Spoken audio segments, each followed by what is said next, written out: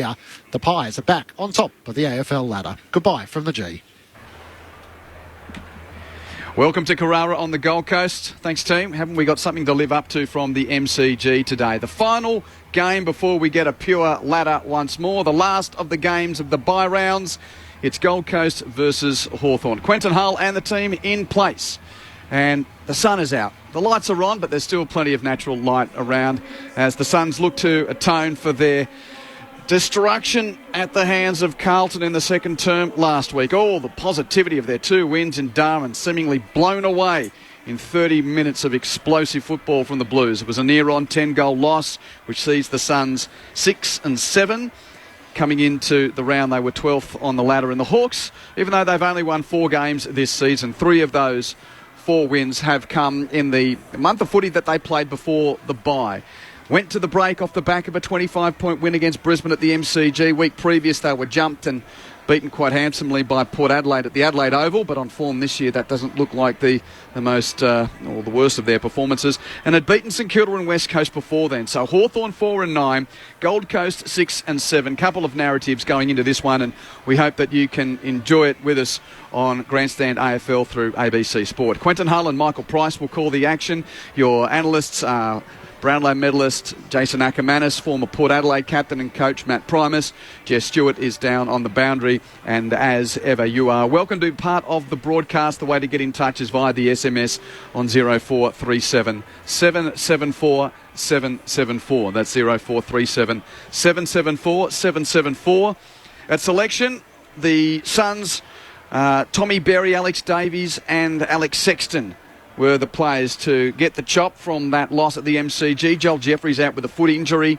Brandon Ellis returns to the team along with Ace Oya, Lockie Weller and Sam Flanders. While for the Hawks, Sam Frost returns. The big out, James Sicily, who fought Head House twice and lost twice, trying to get away from that suspension for his tackle on Hugh McCluggage. It's a huge loss for the Hawks. Their reigning best and fairest winner is out of the team. And Sam Butler, who was named as an out as part of his management, well, he's been managed in, so to speak, as the 23rd man today. He is the sub, and the sub for the Suns is Rory Atkins.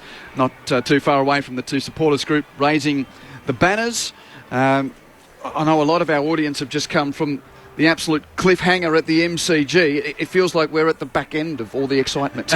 I wonder what we can do to keep the bubble going, Matt and Jace. Every game that Collingwood plays is like that, isn't it? It feels as if their brand of footy, teams can get up for playing against the Pies, and we're just watching the pressure here on the TV, considering the West Coast Sydney game last night, Q. It's a bit of a contrasted difference there, isn't it? So, look, I'm not sure this will be a cliffhanger. I would expect, and I'm hoping that the Suns really get to work on Hawthorn. I think their month has been a little bit better, the Hawks, but I think the way they play can expose themselves big time against the Suns, and I'd be disappointed if they didn't have a 5 or 6 goal win. Should be a good game, Q. It should be a good game. I'm looking forward to, because Gold Coast here are probably a nearly 5-7% better team. Everything they do here is good, and they so it should be a fortress. But the beauty of watching a team you like to watch in the Hawks, and the last thing I will say, surely Sam Flanders' nickname is Ned.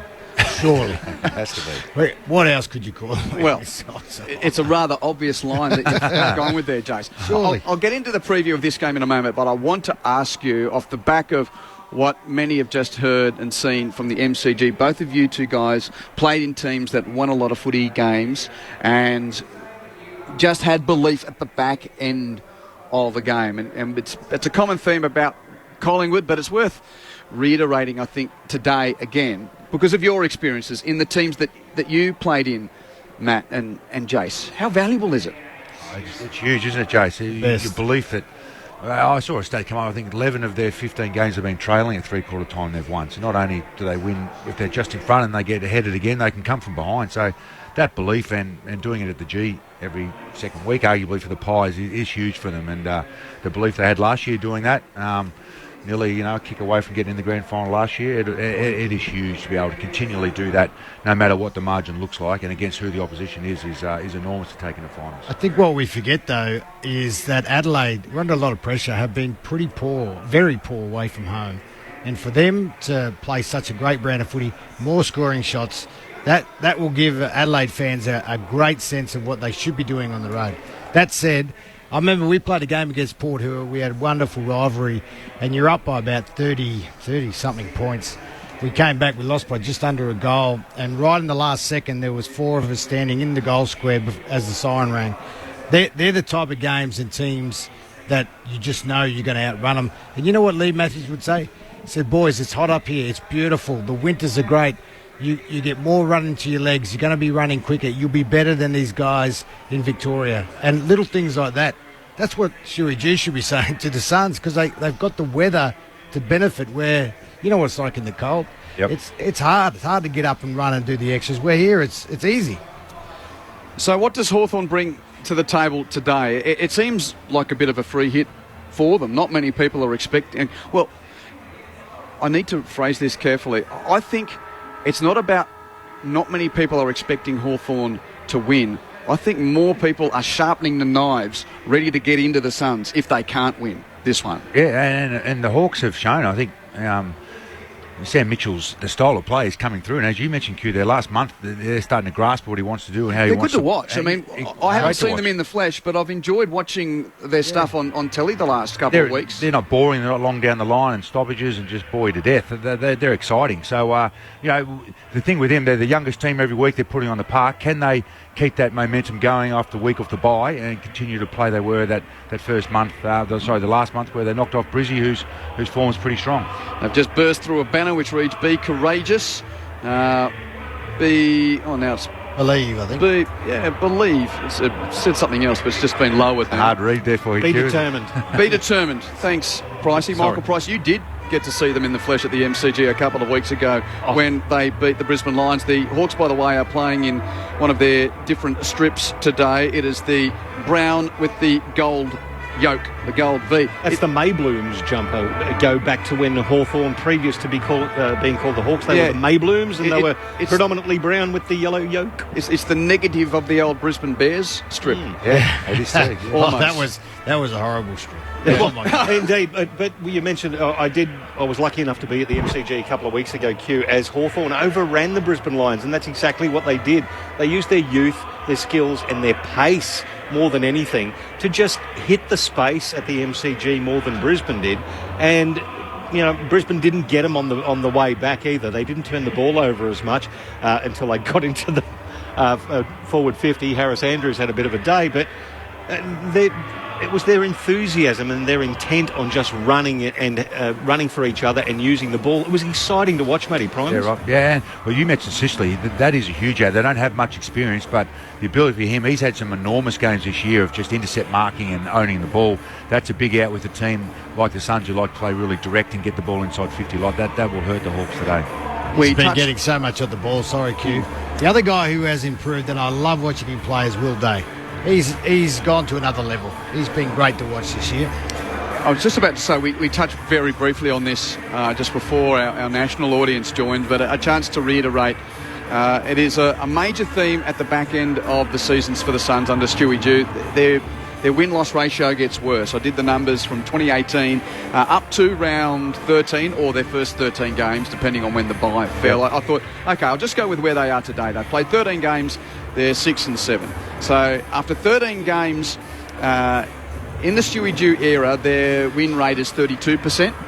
At the back end of the season, so from games 14 onwards, that win rate drops to 25%. Now, it's not falling off a cliff numbers, but last year, I think, is when the improvement was expected.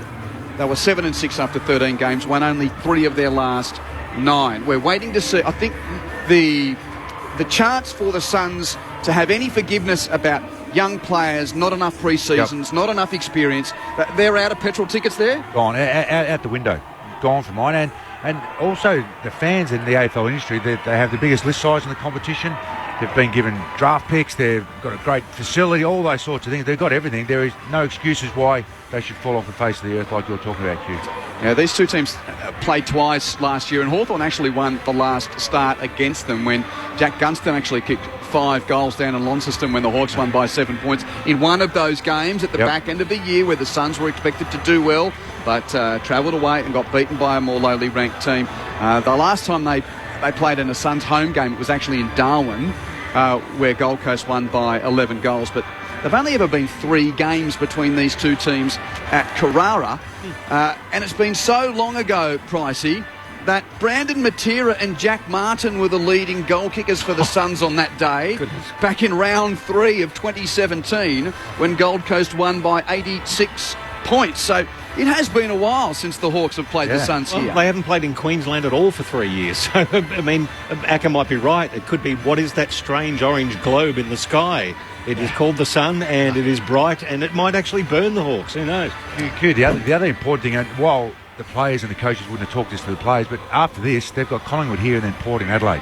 So this game becomes, that's the 2 best teams in the competition. So if they don't step up today and lose this game, then all of a sudden the narrative becomes pretty full on, doesn't it? By the way, if you are a Magpies fan, just in the car driving home from the MCG thinking, boy, wouldn't mind some sun, how about going to the Gold Coast next week? You better hurry up and get a ticket. I think they're nearly sold out already. School holidays in Victoria up here. It's it's going to be a Gold Coast Marathon as well. It's a very big weekend up here. So if you are that way inclined, floating home from the MCG, Magpies fans, having seen yet another magnificent final term, you better get cracking if you want to get a ticket to the game next week. 28 degrees too today. I think it's still warm all week, so you get up here and get some sun, I say. It's gorgeous. So what does Hawthorn need to prove to us for the back half of the season, gentlemen? Continual growth in their game plan. As Sam and Akin mentioned off air before to us, they cut as deep as anyone has for a few years on their list and got rid of a lot of experience. So just continue to get these same guys playing together, learning, growing all the time. And what have they won? 4 games? They can win another 2 or 3 the back end of the season, not get blown away like they have against a couple of the top teams. That would be what Sam's looking at, and making sure they play well away from home, which has been a bit of an issue for them. They've been knocked over in Adelaide, knocked over heavily in Perth, and obviously get a chance to travel up here this afternoon. Brand v results. I'd like your take on that, because as we've said, the Hawks are okay to watch now. So, and the results have been okay. Yep. That battle, Jason and Matt, of a team which has made massive list cuts. We know that they're on the path of trying to rebuild's not the right word, but rejuvenate. Very good word, Jay. So how do you see it? The ability to play a brand which gives your supporters hope, but at the same time deal in the ultimate currency, which is wins and losses. Yeah, well, they are now winning, but what people forget is how competitive they were in most of the matches. There's been a couple of blowouts. Well, the Port one was the exception of the last month, but outside of that, they have been wonderful. The other thing that we will see, and I want to see, is midfielders kicking goals and their forward line being a little bit more potent. Sicily could hardly get 15 touches a game. All of a sudden, he's got captain and he's getting 30 plus, 25 plus a week. I know he's a big loss today, but that just shows you how much more they're throwing the ball around, where the last coach to the new coach. That's what you're going to see. As a big mattress mentioned about the handball game of the Hawks versus the sort of that low possession, really contested type of footy. But they'll have to adjust today, Gold Coast, and they'll have to step up and try and match them if they want to get quick entries. On our way down to Jess Stewart, who'll give us the latest on the conditions in just a moment. A reiteration of our text message number 0437 774 774 to get in touch. That's 0437 774 774. We got a message here from Timmy T in Tasmania. Long-time listener, first-time texter. A hard choice, but favourite experts are Matthew Promise and Jason Ackermanis. There should be a Mattress and Acker podcast. Just saying. Great title, isn't it? Imagine that. Mattress and Acker. It rolls off the tongue. It really does. It really does. I've worked with Craig McRae, was the Acker and Macca show. So the Mattress and Acker, that'd be good. We'll work on that, Acker. They're not flying shy. The fly. Jess, how are you down at ground level? Yeah, I'm very comfortable down here, boys, for a winter's day. Of course, the temperature is almost perfect for a Sunday afternoon, about 21 degrees at the moment. There's a very, very slight breeze around, but nothing that you'd expect to affect this match. Of course, it's going to get a little bit cooler as the night comes into play, but I think the Suns will obviously definitely enjoy the conditions being a little bit warmer for a Queensland match, of course, but it's a beautiful winter's afternoon here in Queensland. And on a totally irrelevant point, is there a club that plays in more strips than the Hawks throughout the season. We've got it's a really good-looking strip. I actually really, really like this strip. But, boy, they go through some, don't they? They do. They're obviously playing a few games in Tassie. That would be a different one. And then we have the so Doug Nicholls round now strip. There's a couple of weeks the away there. strip, the home strip, the clash ones. It's they'd have a few, the Hawkers. So it's predominantly brown with the red hard colour to come up the with different gold ones. V and the gold numbers. Yeah, can I just say something? The game before here was obviously the VFL game, and the umpire bounced it all the time. Yeah. Oh, on the ground. He bounced it all the time. Doesn't matter when it was, you know, around how the they ground throw for a ball up. Yeah, he really? bounced it. He bounced it I all didn't the time. notice that. And, You're sharp, Acker. I thought it would be the same rules in the AFL, the VFL on the bouncing. They don't even bounce the ball, I think, in the waffle now, do they? For the centre bounce, Do they? They throw it up. It's true. Anyway, Yeah. I just thought that's interesting because that's a great skill that we have, but it's nearly gone. Very tough. Those late arriving to the broadcast, Collingwood did it again at the MCG, coming from behind after an amazing third quarter surge from the Crows. Magpies won it by 2 points, 12-10, 82 to 11-14, 80. No late changes to the named teams here. Rory Atkins is the sub for Gold Coast and Sam Butler the sub for Hawthorn. A big upset in the National Rugby League today. Gold Coast Titans sacked their coach Justin Holbrook during the week and they beat the Brisbane Broncos earlier today. Titans winning that by 18 points to 12. 27 minutes played in the second of what will be 3 games in the National Rugby League today. It's South Sydney taking on North Queensland. No score as yet between the Rabbitohs and the Cowboys. And there's a Sunday night game. The Sydney Roosters are taking on the Canberra Raiders. That text message number again is 0437 774 774 0437 774 774. Jason Ackermanis, Matt Primus, we will get a pure ladder for the first time in 3 weeks or so after this game. Final thoughts on Gold Coast versus Hawthorn? Well, yeah, as I said earlier, I think the Suns should do it by five or so goals. They're looking to, as we've said, looking forward to the Hawks, how their handball game tries to pull the Suns apart, and looking forward to the response that the Suns will have in the centre bounce. I think Carlton took them for 6 goals, which is nearly a record probably in the AFL, so that'll be an area to look for, see if they've sharpened up that area and see how quickly and how good they operate the Suns forward line against the Hawks backs who can leak some goals. Well, they are verging on the 8th, the great Gold Coast, and they're very hard to beat at home, and they've got a couple of big games coming up, and as Matty said, this is one they need to win. This is opposition they should beat. However, you know, Hawthorn are a team that'll get 3 or 4 goals on you real quick. If it's early and they're on the back foot, it's going to be an interesting game. From a former esteemed ruckman, former esteemed foot soldier in the midfield, we've seen...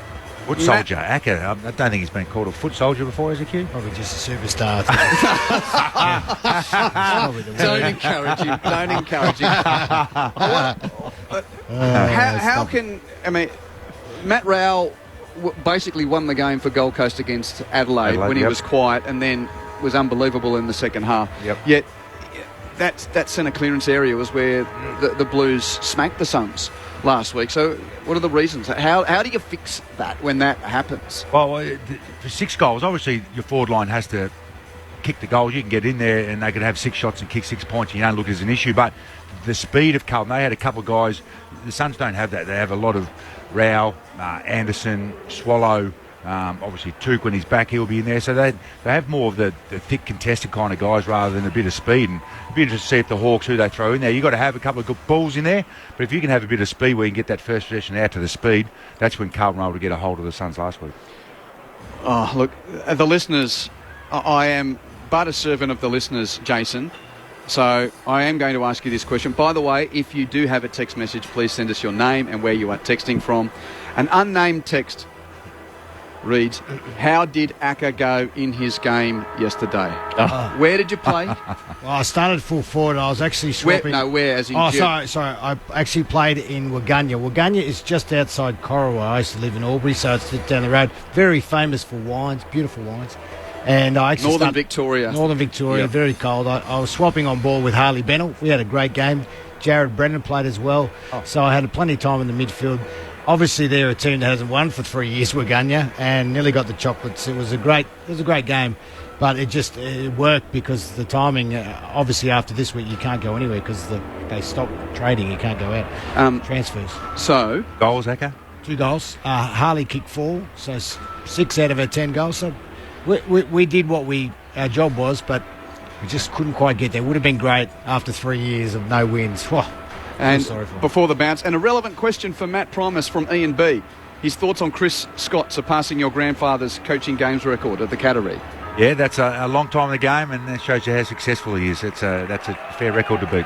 Well, that's the lead-in. Here's the last of the games during the bye rounds. A pure ladder awaits among with storylines of the Suns and the Hawks. After this one, Michael Price. Hawks have won the toss. They'll kick to the right as I'm looking at the southern end. And the first clearance, well, that's thwarted immediately. It's a tackle by David Swallow, holds the ball in the ground. The umpire will throw it up just forward to the centre circles. Witts off the shoulder of Anderson, promotes it forward. Now Will Day for the Hawks. Handball back to Impey.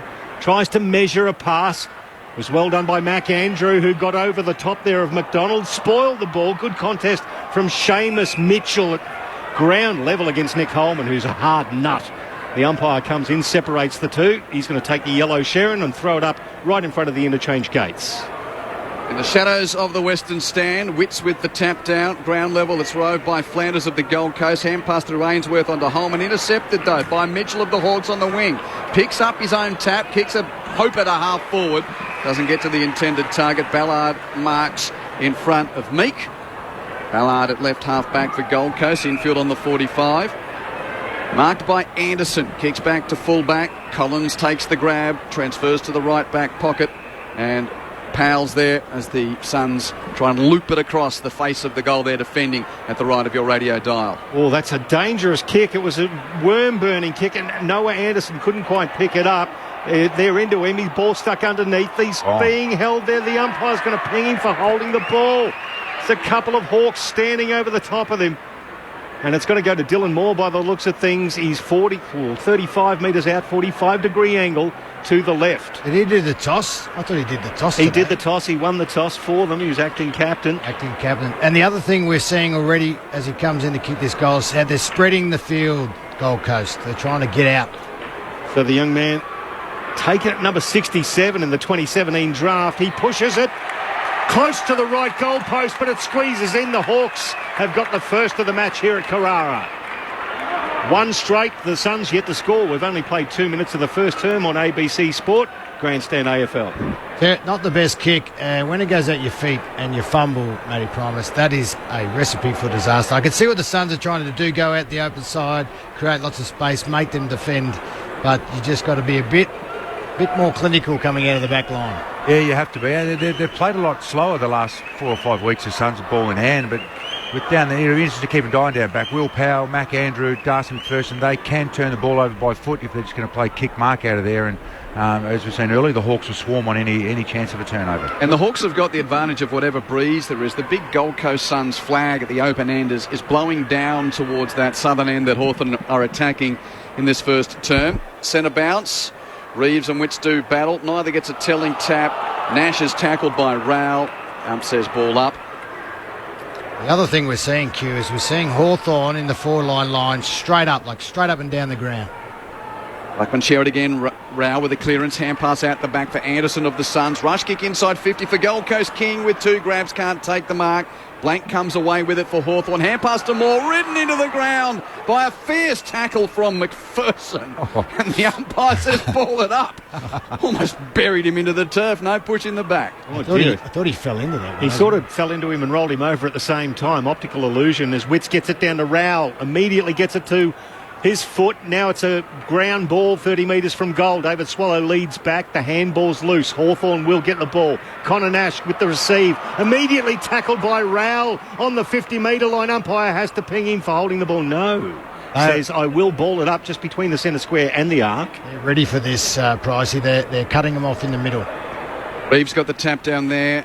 Rush to the boot of Nash. High kick for the Hawks from half-back back to the middle of the ground and out towards the wing. It bounces. Gathered by McPherson of Gold Coast. Hand passes to Ainsworth. Hands it back to McPherson. Runs around Lewis. Lewis got him. But the hand pass got to Ainsworth. Now a chip down the line to turnover.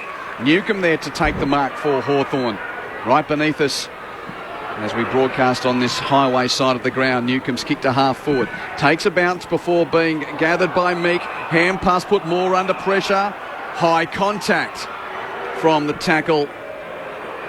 Got a mismatch forward here, the Hawks. Moore with a hand pass to Hardwick running off half-back, kick towards attacking 50 is ricocheted out of play for a ball in. What have you seen, Matt? Sorry, Q. They just had one of their tall forwards. Lewis there was on Darcy McPherson, but they fiddled around with the handball there and got a turnover. It was a good mismatch just to go long to the goal square. Just missed that target, didn't they? Yeah. Nice throw in coming in from the boundary umpire right on the arc of 50. It's Reeves in front of Witts. Got it down towards the boundary line. Newcombe tracks the ball, handball back, and it ends up in the arms of Eamon, tackled into the ground. Umpire's going to say we'll ball it up right against the boundary line where the 50-metre arc intersects that front of the small scoreboard, showing the Hawks in front by a goal. 5 minutes played. Ricochet from the stoppage. Newcombe boundary side keeps it in. Ham passes to Nash. Doesn't go for goal from 40. Centering kick. Lewis the target and takes the mark. Well-placed kick to the advantage of the tall forward, and Lewis will line up to give the Hawks the first couple. His assignment 30 metres out, slightly left of centre. Unselfish there, but you can't let Newcombe go on the boundary side. It was no pressure on him. He's just able to waltz in, get that ball. Good centering kick though. Away from home, always so vital to start well. And the Hawks looking for the first two here as Lewis is on the approach. Right foot kick. There's a measured and straight result. 2 straight to nothing. Hawthorn with the first couple in Sunday twilight footy at Carrara. 6 minutes played on Grandstand AFL. Jason Ackermanis and Matthew Prime as your analysts for ABC Sport. Did say they can kick goals quickly, and they are, and they can jump any side because they can. Sorry about that. They can do that, and they can do it within games, Matty Promise. But they're looking slick. Whether they can run out the game with this heat, I don't know, but they're looking good. Yeah, they're looking sharp with their hands, and gee, that Connor Nash, first time I've seen him live for a bit of time. He's a big, tall midfielder. He's matching up on Rao, so they're trying to put a big body on him to match him. But nice kick from that clearance there, as you mentioned, Acker. But geez, he's a big boy and an elite runner as well. Yeah, it's a good mix then. Back into the middle, the crowd a little bit stunned here at Carrara with the Hawks with the opening 2 goals of the game. The home side, what can they do to answer that? Perfect bounce from the umpire. Meek from Hawthorn gets over the top of which slaps it towards the goal. It's picked up by the Suns. The handball from Fiorini back to McAndrew. A tumbler towards the boundary line on the wing. Bounces back over the head of Weddle and Holman. Picked up by Eamon, dumped into the ground. The umpire's going to ball it up. Right in front of the commentary box on centre wing. Crowd really getting into it right away, trying to urge their Gold Coast Suns to answer this early Hawthorn onslaught. Smack forward for the Hawks, back towards centre wing. It's cut off by Matt Rao, though. The handball with Fiorini on the left foot towards the arc of 50. That's a good contest from Bailey Humphrey, but well done by Hardwick. Stole the ball for the Hawks, gave it to Eamon. That's a beautiful left foot kick out to the open spaces on the wing. Mitch Lewis shall gather on the bounce. It's got support running from behind. It's Bramble. Receives the hand pass. Kick back into the middle of the ground. McDonald picks up for Hawthorn, then gets tackled by McPherson. He had a while, and the umpire says ball up. Razor. That was an easy decision, Razor. That was dropping the ball. It's going to be tossed in the air between wing and left half forward for the Hawks, who have kicked the first 2 goals. Witts, first hand, can't control, but Rowell picks up at ground level for Gold Coast. Rush kick from right half back to the centre of the ground. Weddle jumps in front of the puck to take the mark for the Hawks.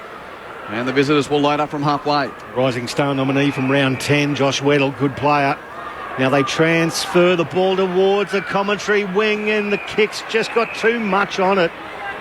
And it's going to go over the boundary line. It was Hardwick who kicked that in front of Impey. It goes over the boundary line. We'll have a throw in centre wing. Another chance for the Suns to reload here as Hawthorn were trying to exit their defence. Boundary umpire, nice hoik into the middle. Witts in the front position. Got in a little nudge there from Meek. Still got the ball out though. Leading there McDonald. Lockie Weller onto the field now. Couldn't pick it up. McDonald did. Got the handball backwards to Warple for the Hawks.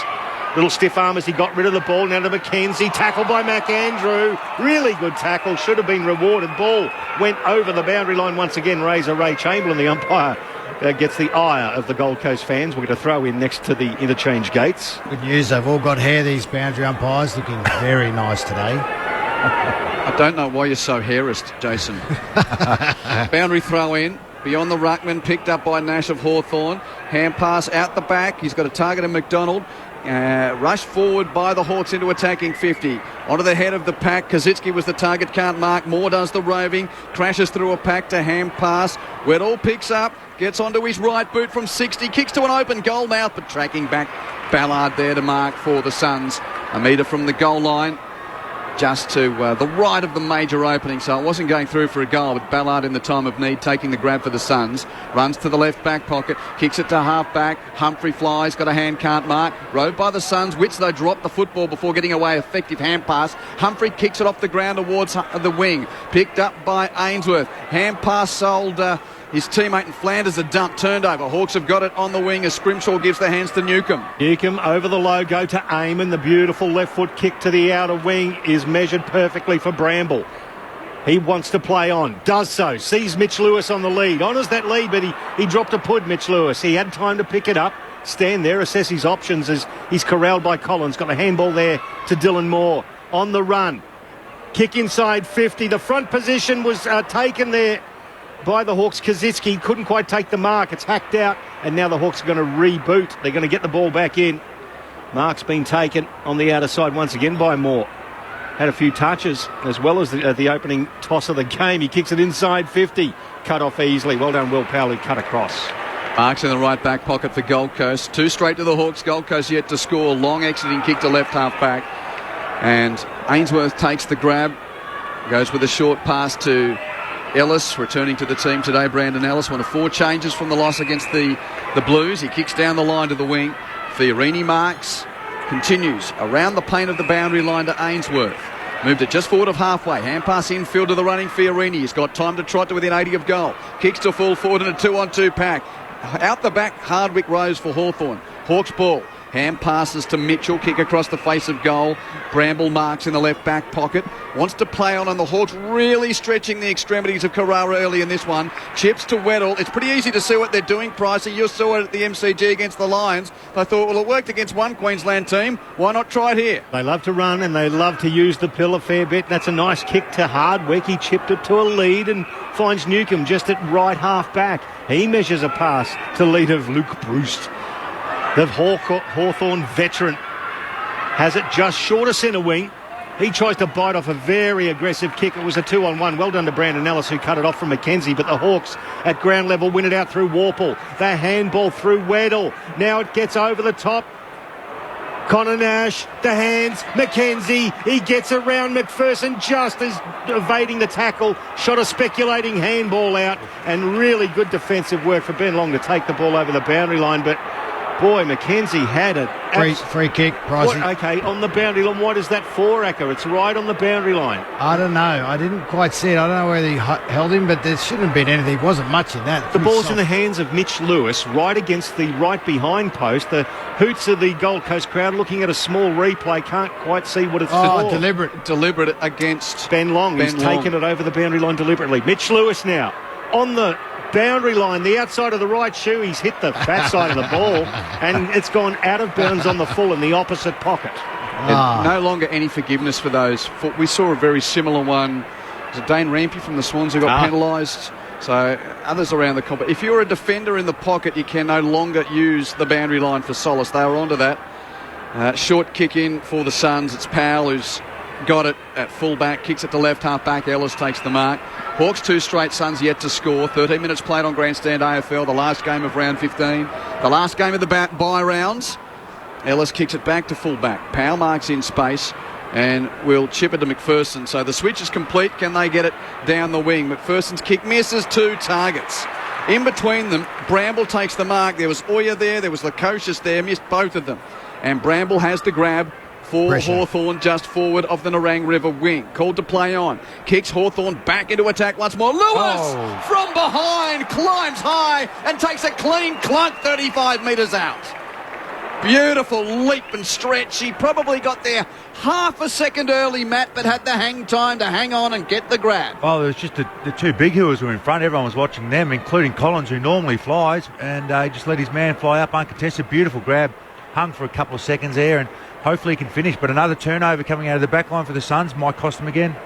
Catch the ball at the highest point, but just as he was on his way down. But he'd split the pack. Lewis has the finish. Likes it as soon as he hits it. He's got a couple, and the Hawks have started brilliantly on the Gold Coast. Hawthorn 3 straight. Suns yet to score. 14 minutes played. Matt Primus and Jason Ackermanis. I think that goal, Matty, was just the pure pressure. I don't even know who that was, but the closing speed was awesome. You'll see a lot of this, though, because Hawthorn have got their spare at the back. and the Suns have got it around the stoppage. So that's where they're sort of kick marking, but pressure like that, missed targets, and look at that, great mark.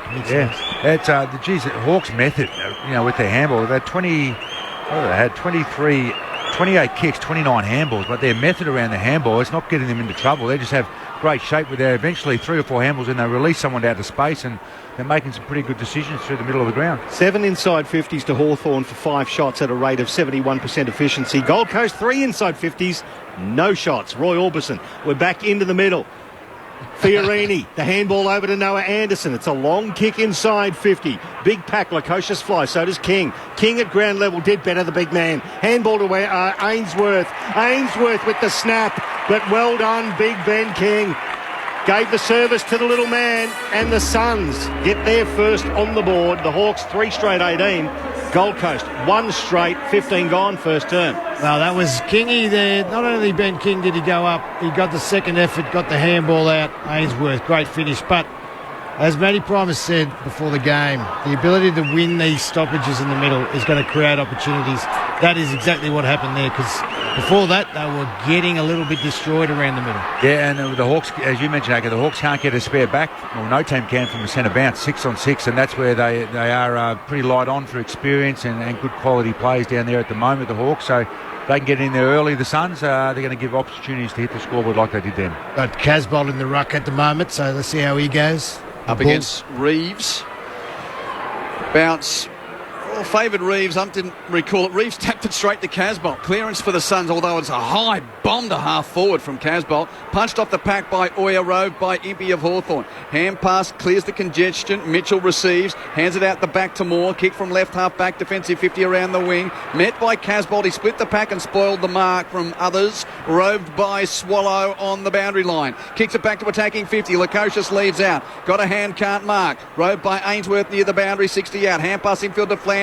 Gives to Lukosius by hand. He on to Roses. Lost the football under the Hawthorn pressure. Stolen by Mitchell. Kicks it out of danger to the wing in front of Kazitsky. Gets there, taps it once, twice, and then he and Collins fall over. Collins picks himself up, and the Suns got the footy. Ben Long onto Oya, then to McAndrew. It's a long kick towards right half forward. Lukosius off hands. That's really good defence from the Hawks, though, clearing the ball towards the boundary line by fist. It goes into the hands of Oya, though. His handball over the top.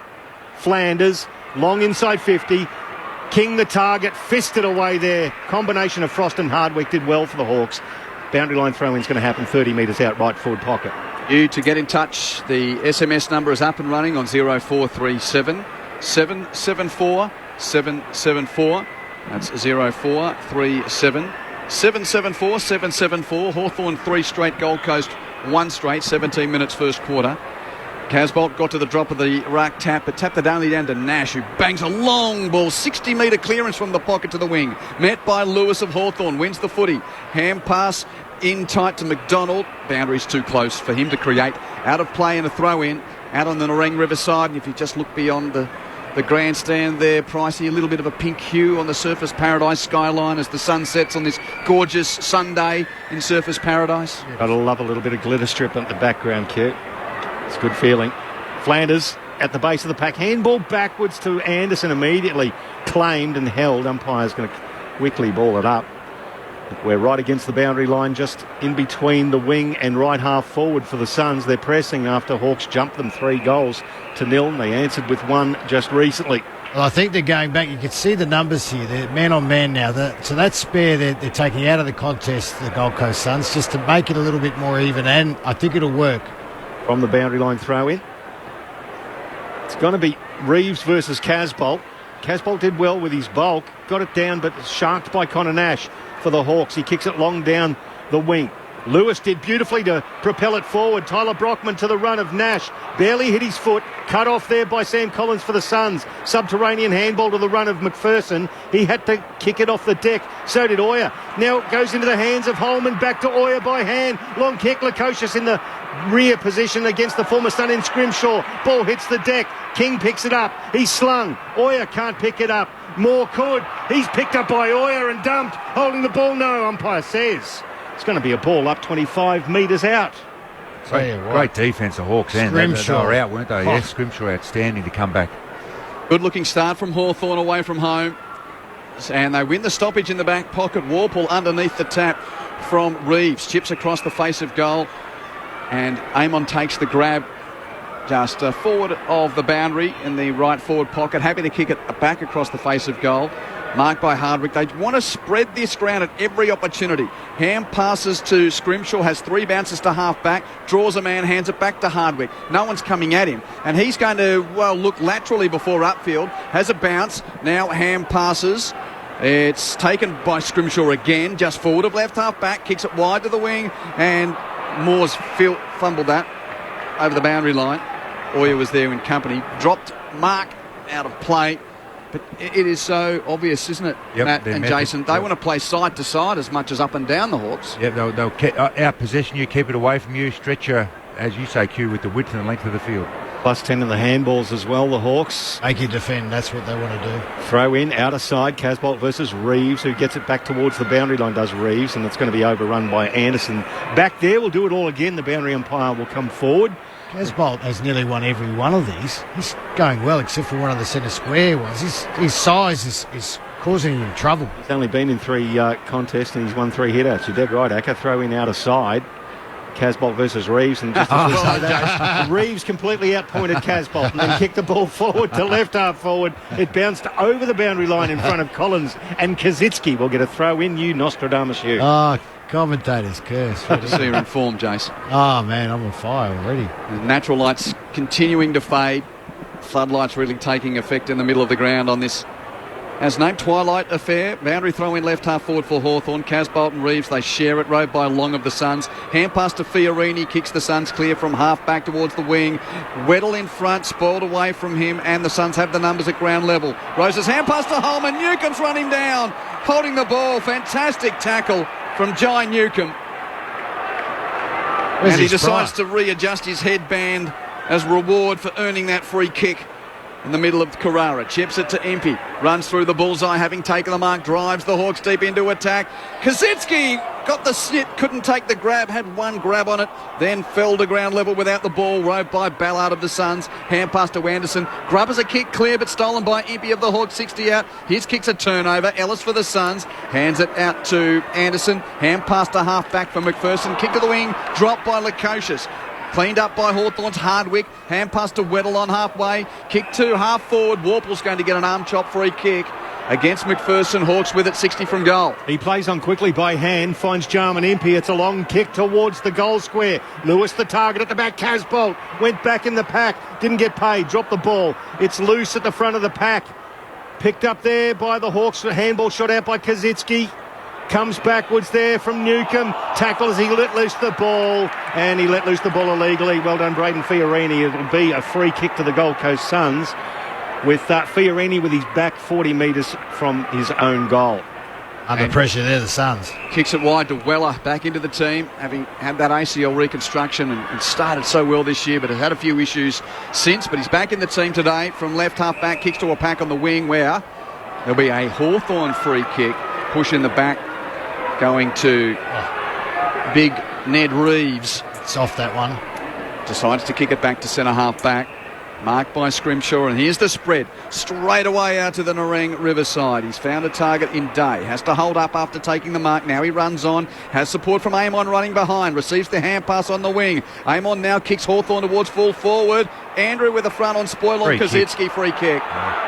And Kazitsky will get the shot on goal from 45 metres out, as Big Matt gave him more than the value there. Oh, I thought that was good. I thought that was a good spoil, but umpire thought differently. I think because he had his back turned to the play, so eye off the ball a little bit, I reckon, Acker. But beautiful kick inside 50, made Mac Andrew, got him in a real awkward position to defend, and maybe because eye off the ball, front on contact. Not much in that, and looking at the replay, but anyway, that's what it's like. Umpires sometimes make mistakes, believe it or not. Jacob Kazitsky will try and kick Hawthorn's fourth goal. Slight angle to the left. And on the marks, 30 metres out. Kazitsky on his right boot is not happy as soon as he kicks it, because it's a miss to the left. First behind in the game. First behind for the Hawks. 3-1-19. Plays one straight 6. 13 points the difference. 24 minutes played first turn. Suns bring the ball back in quickly. Ends up at right half back. Sam Flanders. Ned. Go Ned. Yeah, he chips it forward. He finds Fiorini, just short of centre wing. So it's steady build up as the Hawk web moves up the corridor of the field, and Fiorini decides to take off and use a long left footer. Casbolt's direction. Good spoil by Hardwick, brought the ball down to ground level. Through Scrimshaw now, McKenzie got the handball backwards. They're controlling the ball, Frost, and he goes back towards the boundary line to find Hardwick. Another measured pass, barely the 8 metres. It was dropped by McKenzie anyway. He gives it back to Hardwick. Off a step. He tumbles it towards the wing. Oh, and then McPherson was absolutely belted. Fair bump, though, as the ball gets propelled forward inside 50. The Suns now will defend that. Ben Long gets the handball away to Fiorini. They should be out. Right half back, they are out. Chips it to Oya. Now, McPherson's up and moving. Yeah, but I think his ribs... Get weeks for that, couldn't you? No, his ribs were exposed. He just got winded. Fair bump. Yeah, Oya from forward of right half back, kicks long. Casbolt comes third into the pack. Can't mark, but knuckles it out of play. If that exists. Yeah, I could see Casbolt kicking a few goals today. He looks pretty sharp. He's getting good looks at the ball when he goes in the ruck, so hopefully he can convert when he goes forward. Getting a replay. Hold on. He's left the ground. He's left the ground. The upper part of the right there. shoulder of Lloyd Meekers connected with the head of McPherson, so there will be strife. Rao with the clearance for the Suns on the wing. Kicks Gold Coast into attack to a 2-on-2. Frost spoils the pack, but he held on to Lukosius. Free kick, Gold Coast. Free kick to Jack Lukosius. And the Suns need something. He's had a good start to the year, and he kicked the bag, and then he sort of goes... He's a bit inconsistent in front of goal as far as scores, but good to see him. Easy free kick there. He kicked the bag in Darwin, didn't he? One of the games. Twice. Yeah, twice, was it? Right. 5 goals in both of those games against the Bulldogs and the Crows, Matty. So he certainly enjoyed being up north. Warmth. And he's got 24 goals, 18 for the season. A couple of minutes left in the first term. Hawthorn's had the better of it to date. But Jack Lukosius here hoping to narrow the margin to 7 points. There's a couple of big brown and gold flags right behind the goals that he's looking at. As Lukosius is on the approach, strikes it with his right boot, and the Suns have got their second. Lukosius makes the margin 7 points in favour of Hawthorn. The Hawks 3-1-19, the Suns 2 straight 12. Grandstand AFL through ABC Sport at Carrara, 26 and a half minutes. First quarter, Jason Ackermanis, Matt Prime. It's been a bit of an arm wrestle. You can see what both sides are trying to do. Remember we were here not that long ago. It was a bit boring, and then the Suns really took the game on. That said, I like the way they're playing, the Suns. That's a very soft free kick to Lukosius, but you can only do what you can do. He went back, kicked the goal, Matty. Yeah, it was a soft one. There's been a couple of both ends, but they even himself out throughout the game, don't they, Q? And just back to Lloyd Meek, had he stayed lower to the ground, he could have destroyed the ribcage of Darcy McPherson legally, but on the replay, he's left the ground. Once you leave the ground, you're in and trouble. His shoulder has made, without flush contact, but certainly contact with the head, so it looks like he's in trouble. Yeah, we'll find out probably tonight as we get the clearance. Now, Connor Nash, clearance number 5 for the Hawks. He hacked it forward. It's picked up by Tyler Brockman. He got the handball back to Eamon, who tumbled it towards left half forward. It took a very evil bounce to the left and went over the boundary line. Shane Warne. It just went right angles, and we'll get a throw in where the 50-metre arc intercept with the boundary line. And messages from Billy Ray in block 228, not happy with the umpiring so far, but he might be a bit happier with that one. I think he might after have. Lukosius got a free kick.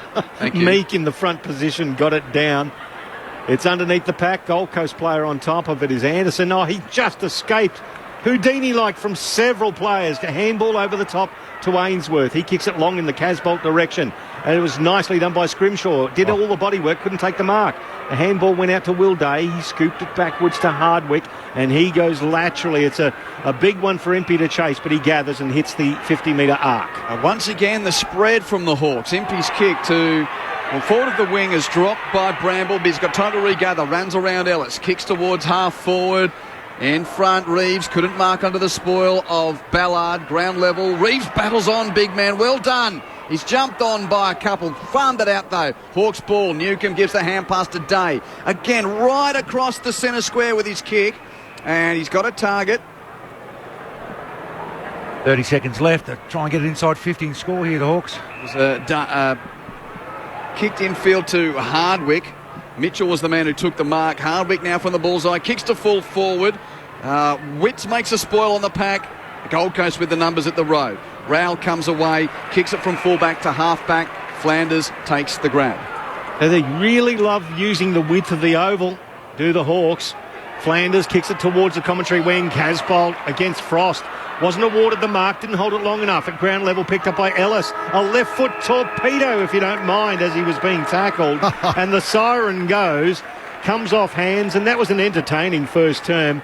The Suns mightn't have liked it as much as the Hawks. The Hawks lead 3-1-19 to the Suns 2 straight 12. It's a 7-point margin. Your goal kickers, it's pretty easy for the Hawks. Mitch Lewis has got a couple. Dylan Moore's got one. And for the Suns, it's as simple as Ben Ainsworth and Jack Lukosius with one apiece.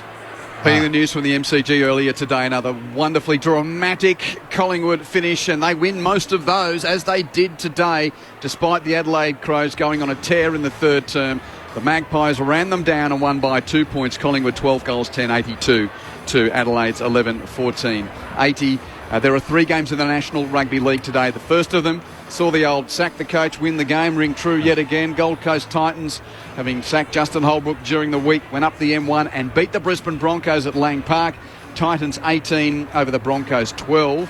In the second half of the Rabbitohs-Cowboys game, North Queensland lead that one by 5 points to 0. That's an interesting scoreline with still a long time to go in a rugby league game. Early stages second half, North Queensland 5 leads South Sydney 0.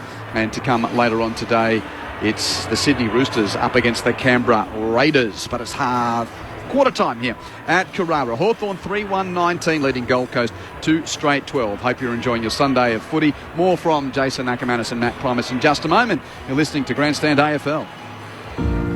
Protecting our planet.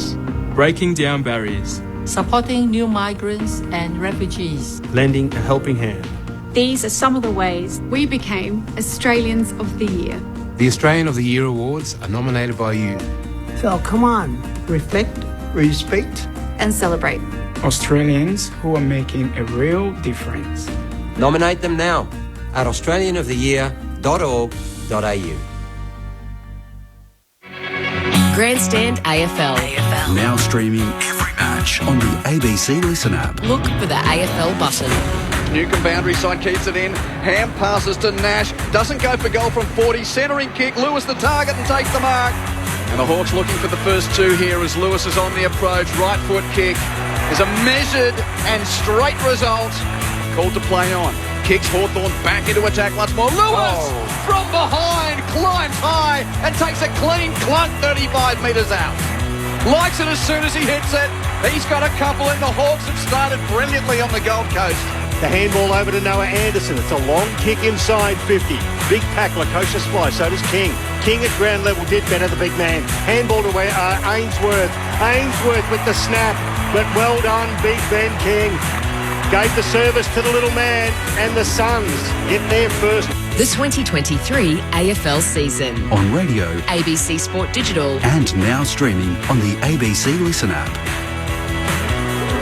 Just a hint of natural light left in the distance as we can see the top of some of the Surfers Paradise skyscrapers. This twilight fixture to complete round 15 of the 2023 AFL season that you're hearing through ABC Sport.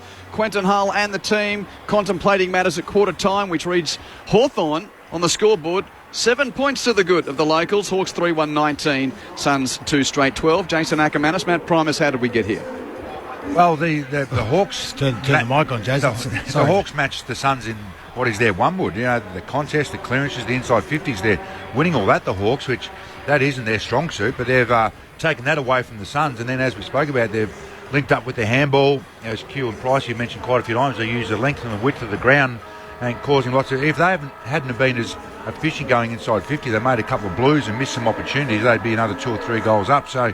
yeah, the Suns woke up a bit the last 5 or 6 minutes of that quarter there, but really impressive start. Can they continue that and keep their dominance against the Suns inside will be the question mark as the game goes on. Well, what was happening, and it was good from the Suns, whether it's come from the coaches or not, that is spare back Hawthorn as they like to play, and that's why they spread and run and use all that carry out of the back half. The Suns had the spare at the stoppage, but later in that quarter, they evened it up in front of the contest. Obviously, if the Suns can get on top in the centre square, that does help them a lot because that spare doesn't come in. However, I like that they're going one-on-one down in the forward line, the Suns. But Hawthorn, as I said, they can jump here, they can kick a few goals early, but this is actually a good game. Well, they can't only just jumped. They ran away from Brisbane their last start with that excellent second half performance at the MCG against the Lions. Inside 50s Hawthorn's way 12-9. Possessions plus 20 for the Hawks at 109-89, a consequence of that spread we've been speaking about. Individually, Hardwick with 12, Nash 9, Newcombe 8. The Suns leading individuals, Fiorini 11, Ainsworth 9, Flanders and Anderson both have 8. Hawthorn 3-1-19, Gold Coast 2 straight 12 at quarter time. Connor Nash has already had 5 clearances.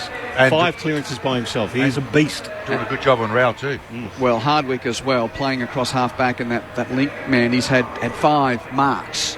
So, again, the way that they're very happy to possess the ball and move it from side to side before going inside 50, the Hawks. Positive signs for Hawthorn here. If you want to get in touch, the SMS number is 0437 774 774. And we've seen lots of different things at Carrara over the years, Pricey, but they were publicising there's a fun park. Beyond the big screen at the northern end, and they've called it the Vomitron. It's whirring and spinning around, and I tell you what, if the Suns don't change things in the second quarter, there'll be a bit of that feeling in the stomach of the guys 2 boxes to our right. I do believe so. The ball smashed forward, though. Fiorini got the handball away, but it was intercepted immediately by Impey. The 1-2 handball with Connor Nash, then the kick to left half forward. McAndrew tracks it back, can't quite control it. Oh, brilliantly done. Brockman stole the ball, turned on a dime, and drilled a past to Kazitsky on the lead, 45 out, 45-degree angle on the left. Beautiful bit of football from Tyler Brockman. How's the footwork? Well, once the ball hit the ground, wasn't he? He was able to make sure McAndrew didn't mark it, and then used his strength that he's got over McAndrew to shift him away from the ball, and then a beautiful kick inside 50. Bad turnover. Should have chucked on the boots, the Suns. Just turn it over and bang, bang. They're even in front of the ball, and what do you know? Having a shot on goal. Jacob Kazitsky got about 43% goal accuracy. He lets go. It's a reasonable hit, but it's to the right and smacked into the goal post for one behind. 3-2-20 the Hawks, 2 straight 12 the Suns, 8 points the margin, 1 gone second term. Howell entrusted with the kicking in duties. That's a conservative chip to the right back pocket where Weller Marks plays on. Uses his right boot to drive Gold Coast to the wing. Casbolt, the target, went beyond him. Impey out the back will pick up for Hawthorn. Looks defensively, kicks it smartly. 30 metres infield. Scrimshaw presenting from the back line, takes the grab. Ham passes to Hardwick, another connection possession across half back for Hardwick. Kicks it wide. Pitches for McKenzie, gathers on the wing for Hawthorn. Kicks it to right half forward to Bruce. Mark 70 from goal, plays on, evades Collins. Chips inside 50 to a pack. Andrew, though, presents for Gold Coast and marks for the Suns. Kicks it across the face of goal, and Ainsworth takes the grab in the right back pocket. Nice bit of revenge work. McAndrew over the top of Brockman there. Now it's Flanders, lowers the eyes, and the lead is from Will Powell, right half back, just beyond the 50-metre arc. On this commentary box side, Hawthorn once again set up nicely in a web. That's an aggressive kick. The 45-degree kick finds Weller at centre-half back. He immediately goes to right half forward. Casbolt at the back, read it best. Took it the big man. He wants to play on. He lowers the eyes. He kicks it in the King direction. He did well to get it to ground level. King Hardwick picked it up, tackled off the ball. Humphrey picks it up, snaps. Goal, or was it touched? Hawthorn players saying it's touched. There will be a conference. We'll find out. I reckon it was, but that said, the kick from Casbolt, not that bad, but King on his head, he didn't want it there, but yes, good crumb. Would have been a good goal, but I think it's touched. Yeah, umpire has signalled the soft call is touch. We'll have a review. Jeff Stewart's on the boundary. Bailey Humphrey himself immediately called that touched as well. So oh, he's a walker. He's a walker. Okay. Let the umpires make the decisions. That's exactly right. No, he's an honest young footballer, is Bailey Humphrey, as we wait for this decision. The snap was good and under enormous pressure from a pack of players, but an obvious hand on it, and we'll wait for the result of this review. Can't see it there on that review because... Well, there's a couple of angles where the ball's obscured by bodies, Jason. This angle, there's insufficient evidence to determine if the ball was touched or not. Decision on scoreboard. It'll be the soft call, which means it will be a touched ball and a behind to the Gold Coast Suns. Proof that technology doesn't know everything. The humans all said it was a point. Technology couldn't work it out. Can't wait for AR. So it goes back to the humans, heaven forbid. 3-2-20 the Suns to 2-1-13 The Hawks to 2-1-13, the Suns. Ball's back in play and a big turnover's happening, Q. Yep, Hardwick in the right back pocket cleans it up. It was a short pass for Impey, dropped it, and then Hardwick kicks it out of bounds on the full. So although it was only a behind for Humphrey, the Suns are about to go inside 50 again. Oya closest to that kick out on the full from left, half forward, 60 out. He bangs the Suns back to full forward. 6 men fly in the pack. No one can take the mark. Blank roving. Hand pass stolen by Humphrey. He gets a hand pass to Roses. Hands it on to King. Left foot kick under pressure. Doesn't go far. Scrimshaw emerges from the traffic. Hand passes to Weddle near the boundary line. Hand passes to Amon, and Amon kicks it out on the full. Rush it through, son. You got pressure. Rush it through. Take the time out of it. Free kick going to Gold Coast. Who's closest? And just where's the mark here? Oh, no, Razor said it's not your ball. So the mark's 45 out, so it's a long way from home, and it's Ainsworth's kick. It'll take a very, very good kick from there if he is to make the Hawks pay maximum damage. Ainsworth with not many other options.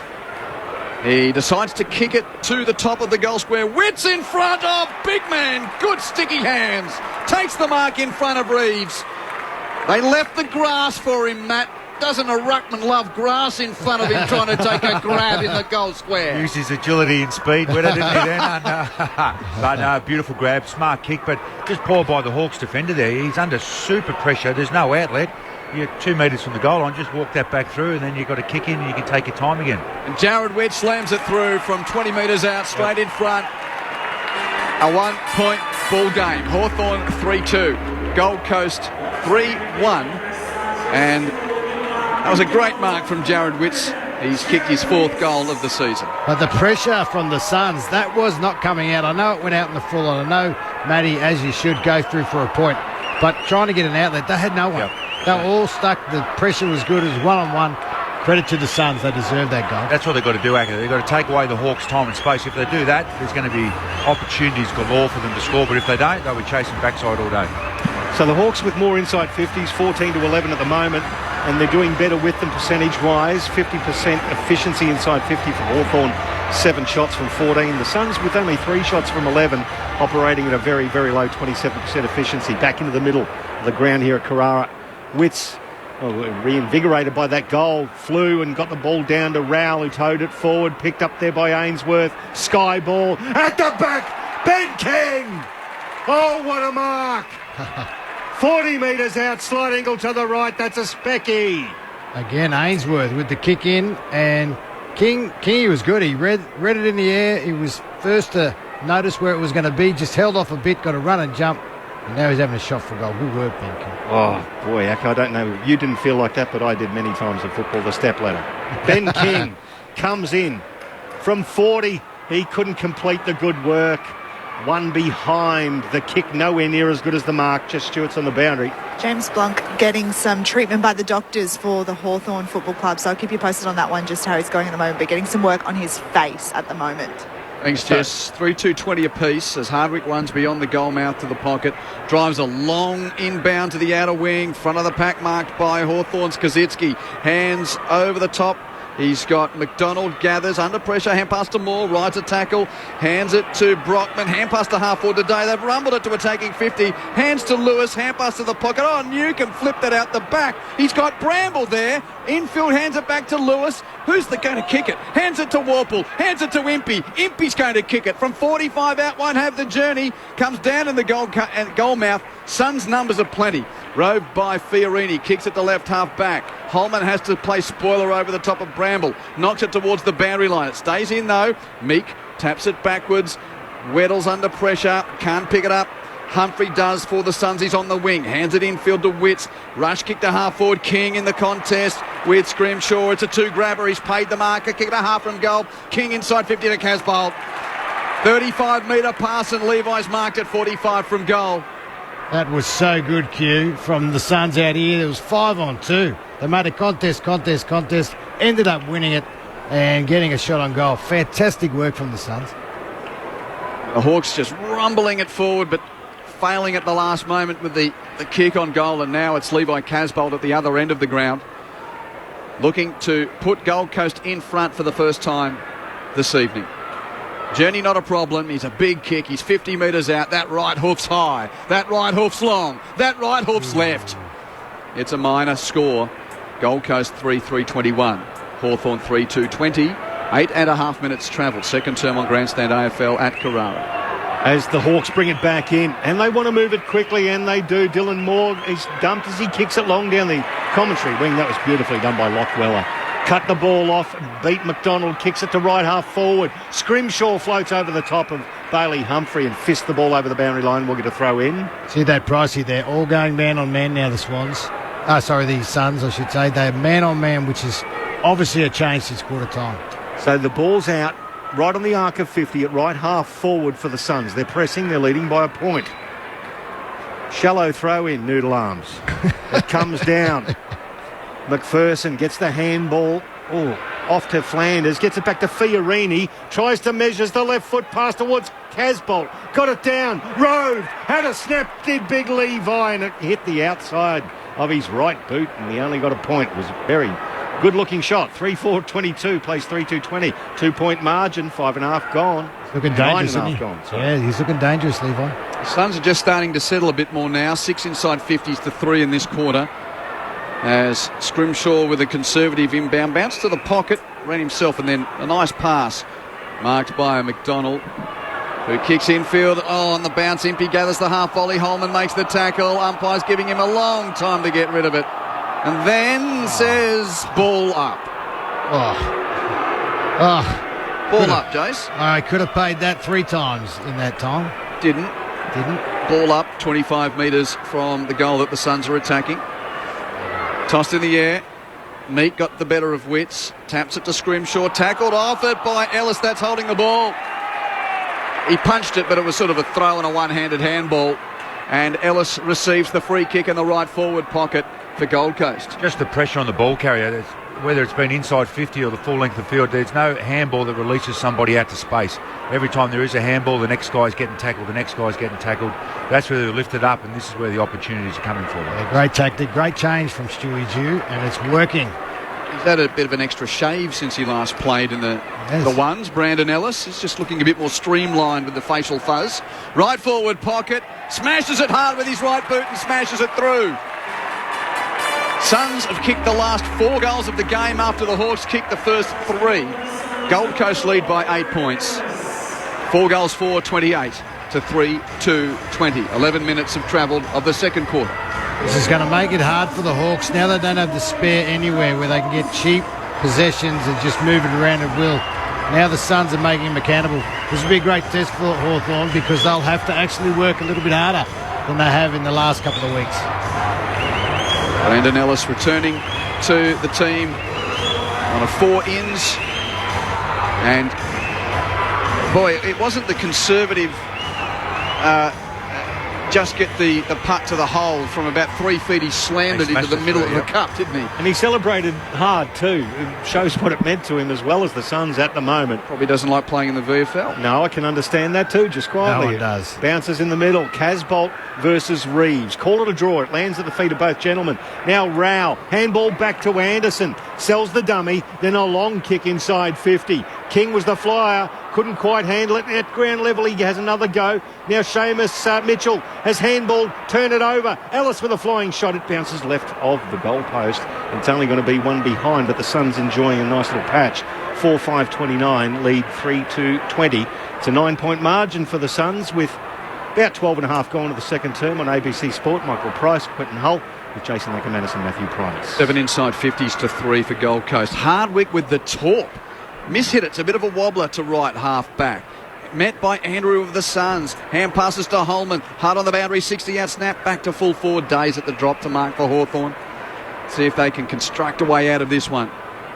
Will Day with not much daylight left around in this twilight fixture with the artificial lights taking effect. Runs to the pocket and kicks long to a contest on the wing. 6 in the pack. No one gets a telling clunk. Andrew deployed as rover for the Suns. He's tackled as he's over the ball and the umpire will ball it up. That is a win every time they go long, Hawthorn. That just shows you what the Suns are doing. They're making them accountable. 8 inside 50s to 3 this quarter for the Gold Coast Suns. The Ball up, it's smacked down by Meek into the hands of Bramble for the Hawks. He tumbles it towards the logo, wing out aside. McKenzie picks it up, got the handball away. His teammate is immediately blanketed by a couple of Suns. Buried into that logo, he takes himself up as McDonald with the ball, and umpire's going to throw it up immediately. Meek versus Casbolt. Casbolt wins this down. Newcomb overruns it, picked up by Flanders. Handball back to McPherson towards half forward. It was edged underneath at Lukosius by Blank. Ball bounces into the hands of King. Handball back to Lukosius. He got it to Roses. Roses from 30. And the young fella from Darwin sprays it.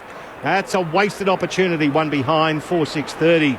Plays 3-2-20. 10 points the margin, 14 gone second term. Last 8 scoring shots for Gold Coast. Hawks need to find something to stem this. Oh, they're just getting nutted around the contest, and all the pressure's gone away from what the Hawks are doing, and it's all on the Suns at the moment. Impey long kick to right half back. Couple of juggles, but no mark to Kazitsky, out of play. Sorry, because they're dominating the contest, they're dominating territory, which is the Suns go, and then the Hawks have got no time and space inside the Suns forward 50. Matt Primus with Jason Ackermanis, your experts here on Grandstand AFL at Carrara as we complete the bye rounds. Last game of round 15. Boundary throw in, rove by Gold Coast McPherson. Hand pass to Swallow. Kick into attack again for the Suns, met by Day of the Hawks though. And Day takes the mark. There was a rushed entry from the Suns. That's their spare there, Q. Day is coming out of the midfield to be their spare. Chip short to Impey, marks and chips it back today, just beyond defensive 50, right half back. Gold Coast 4-6-30, leading Hawthorn 3-2-20 midway through the second quarter. A lot slower this movement than it was earlier doors, guys. Got no options. Taking away their switch and the handball receives. So he has to go long down the line, just beyond centre wing. Fisted to ground level. Lockweller goes in, can't quite pick it up. Rowell does. Handball to his good mate Noah Anderson. Long kick inside 50. It's a 2-on-1. Roses did beautifully in the 2-on-1. Might have won a free kick. No, the ball goes to ground level. It was really well done by Day to Impey. Got the handball over the top. They should get out of here. They do through Mitchell, but his kick cut off there by Darcy McPherson, who did beautifully. Got it back into the corridor, made Lockweller stretch. He had to go back and get it, and then wheels a long kick inside 50 again. The pack flies, Frost at the back. Can't control it for the Hawks. Well done to Hardwick, who gave it to Dylan Moore, and they're out of there. From fullback kicks to right half back in front of Bramble. Has time to gather on the bounce. Run beyond defensive 50. Hand pass to Nash. Hand pass infield. Looking for more. Missed the target. Goes to ground. Stolen by Anderson of the Suns. Tackled immediately by Newcomb. And wrapped up. No prior. Ball up. No flow again. They're just making good decisions. One of the ball carrier, one of the receiver, and then there's no time and space for the Hawks to link up. Yep. And the handball hitting the ground. No good. Meek in front of Casbolt, tapped down, but rode by Rowell of the Suns. Hand pass to Anderson. Rushes a kick towards attack again for Gold Coast. King meets it, can't mark. Roving is Ainsworth. Has a snap from 40 without penetration. Marked in the goal mouth by Day. Plays on quickly with a kick. Impey grabs it. Just shy of half back. Impey's kick beyond defensive 50 on the head of Amon. Slapped away by the spoil of McPherson. And that brings a little bit of a cheer from this Suns crowd on this Sunday evening. Out of play, boundary throw in. Suns still in their attacking half. They're dominating this second term so far. Hawthorn by 7 points at quarter time. It's now the Suns by 10 points. They can't get out. They cannot get out, Hawks. Umpire throws it in. Casbolt got it down to Rowell. His kick semi-smothered, lands in the arms of John Newcomb for the Hawks, and he's buffeted over the boundary line by Fiorini. Another throw in from a similar spot. 22 inside 50s to 15 now in favour of the Gold Coast Suns, and Hawks still leading the disposals by 18, but the Suns are cutting that margin with every possession they get. Another shallow throw in. Witts barely got there. Anderson did. Slung as he kicked the ball back into the corridor. Good spoiling effort there came from Weddle, but well done to Roses, who was in there for the Suns. He overran the ball. Connor Nash got in there. He tapped it out into the corridor. Well done, Weddle. The handball to the run of Warple. He sees somebody and kicks towards Bramble. It bounces nicely for him, and then Oyer just tagged him. Well tackled, and the ball spills over the boundary line. Good contest. We'll get a throw in and right half forward for the Hawks. Well, he's got some wheels and didn't even mow him down. That was a good contest. Well done, Oyer. Boundary thrown at right half forward for Hawthorn. The Suns have dominated the scoring shots of recent times. That's another very shallow throw in. Warple gathers near the boundary, kicks Hawthorn to the pocket. A Hoper which rolls away from Ballard and out of play for a throw in. But Hawthorn getting inside 50 off that rushed entry from James Warple. What's wrong with these boundary umpires? Can't you throw a little bit further, guys? Everyone has a tough moment, Jace. It's 3 in a row. That one's a pretty good one. That's better. Thrown in with Hawthorn in attack. Reeves taps at boundary side. Moore does the roving snap from the pocket. Has the bounce. Near side, through for a point. But a Hawthorn score, which breaks a run of 8 scores for the Suns. 9 points, the difference in favour of Gold Coast at 4-6-30 to Hawthorn's 3-3-21. Suns playing on quickly. Darcy McPherson. That's a nice kick in the end. It landed in the arms of Collins, just beyond the arc of 50. McPherson kept running. Gathered the handball. Handball over the top now to Will Powell.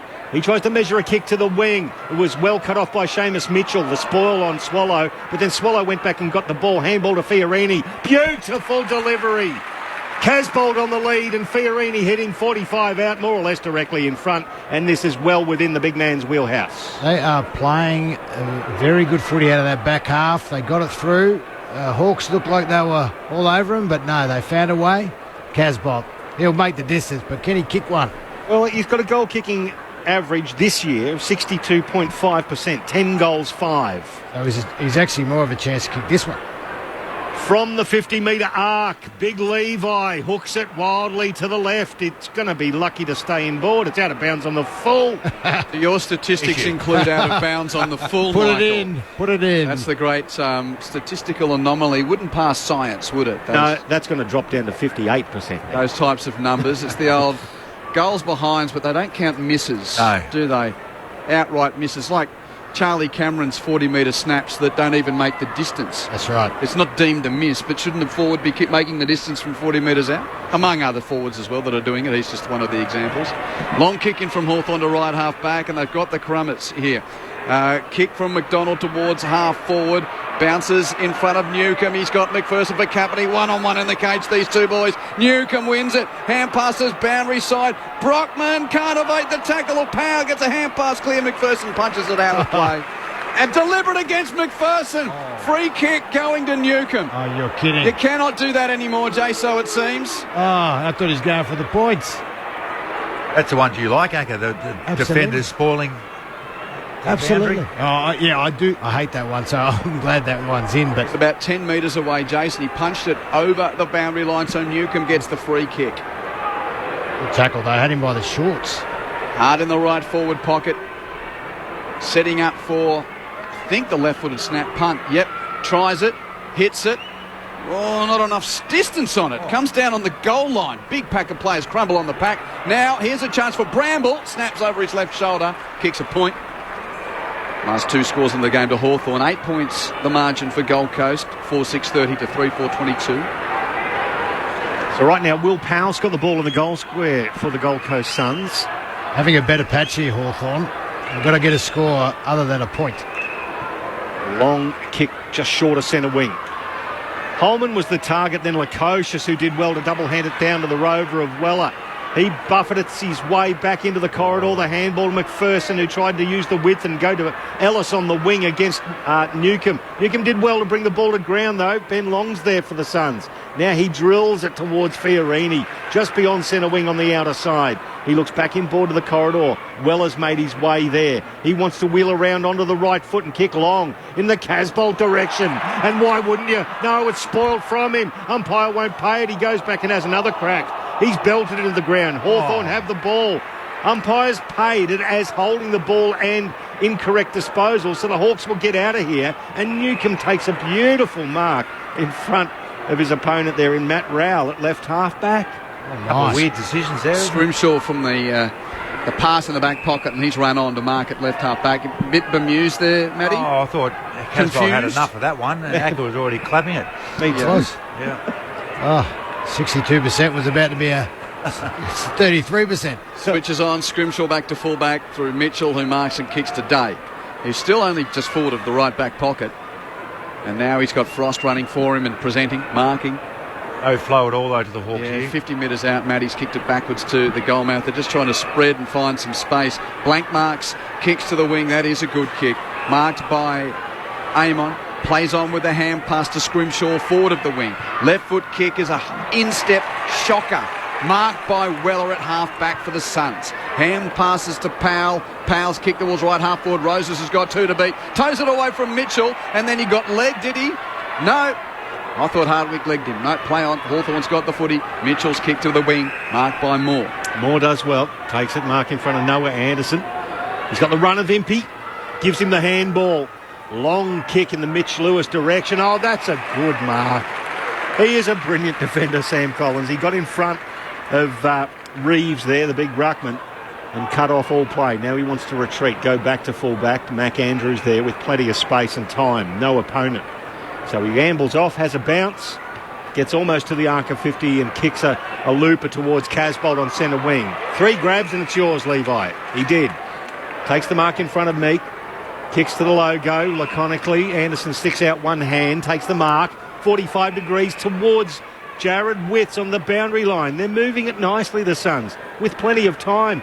He had time to wait for Powell to get there. Handball. Powell kicks towards the goal square. Lukosius goes for the mark. Good spoil by Frost through for a behind. A lot of work for minimal effort, minimal result, I should say. 31 plays 22, 9 points the margin. The Suns lead. It's tight. Will Day's having a good day. They're going to do something about him. You can't just rack him up down there as he's about to kick the ball in. Jason Ackermanis and Matt Primus, your experts. I'm Quentin Hull, Michael Price calling with me. Jess Stewart on the boundary on Grandstand AFL. Day with a long hoper to a contest on the wing. Andrew in the pack. Oh, that is a tasty Big Mac fly. Takes the mark forward of the wing. Kicks the Suns back into attack. Big pack again off the hands of Scrimshaw. Rode by Frost. Hawthorn's ball. Hand pass to the pocket for Amon. He's got no one down the line. He's kick smothered anyway. Out of play as he launched on his left, and good work from Powell coming across his bows to smother it out. And a boundary throw, and it's the result. That outlet kick is not there that they had in the first quarter, is it? No, they're a lot more alert, the Suns, to making sure they shut that down. Suns lead by 9 points, having trailed by 7 at quarter time. 3 minutes of playing time left in the second quarter. Boundary throw in, aim on the clearance for Hawthorn. Hand passes to Warple from defensive 50. Kicks to the wing, and Andrew with another fly. It's a Big Mac feast here at Carrara. Yes, exactly right. Immediately kicks it towards right half forward Flanders. Oh, he just sells the big dummy and chips it inside 50. Laconically, Fiorini went back, and well done to Connor Nash, who spoiled it.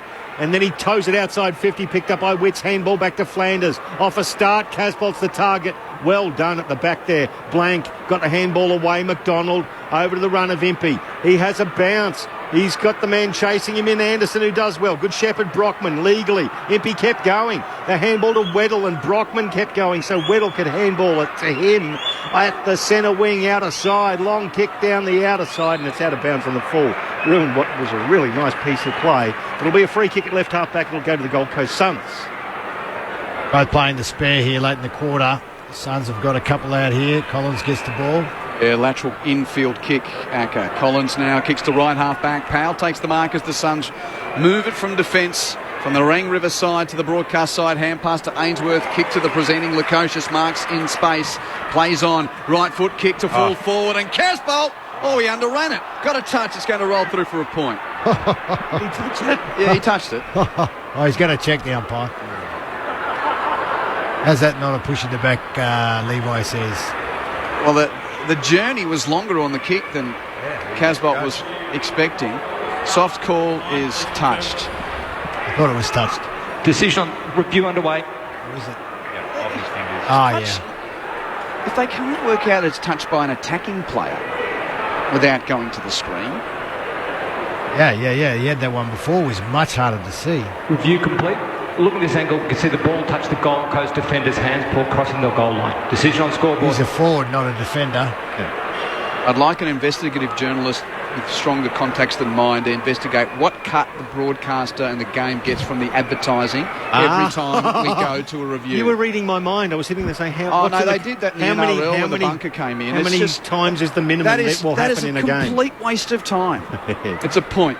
4:8:32 to 3:4:22. It's a minute of time that the AFL's just wasted of my life as the ball gets kicked just short of centre wing. Collins fists it forward. Well taken by McPherson, but he gets belted as the ball goes towards the boundary line. Now, David Swallows tried to promote it 10 metres forward. It's gone out. The umpire says not deliberate. We'll throw it in 45 out. Is the review system a pursuit of the right result or a prevention of fear of a mistake? Yeah, I think it's a mistake because there's so much gambled on the games, Q. That's the other problem. Yeah, good point, Acker. That's a very good point. It's shallow throw in. Again, Reeves got it down.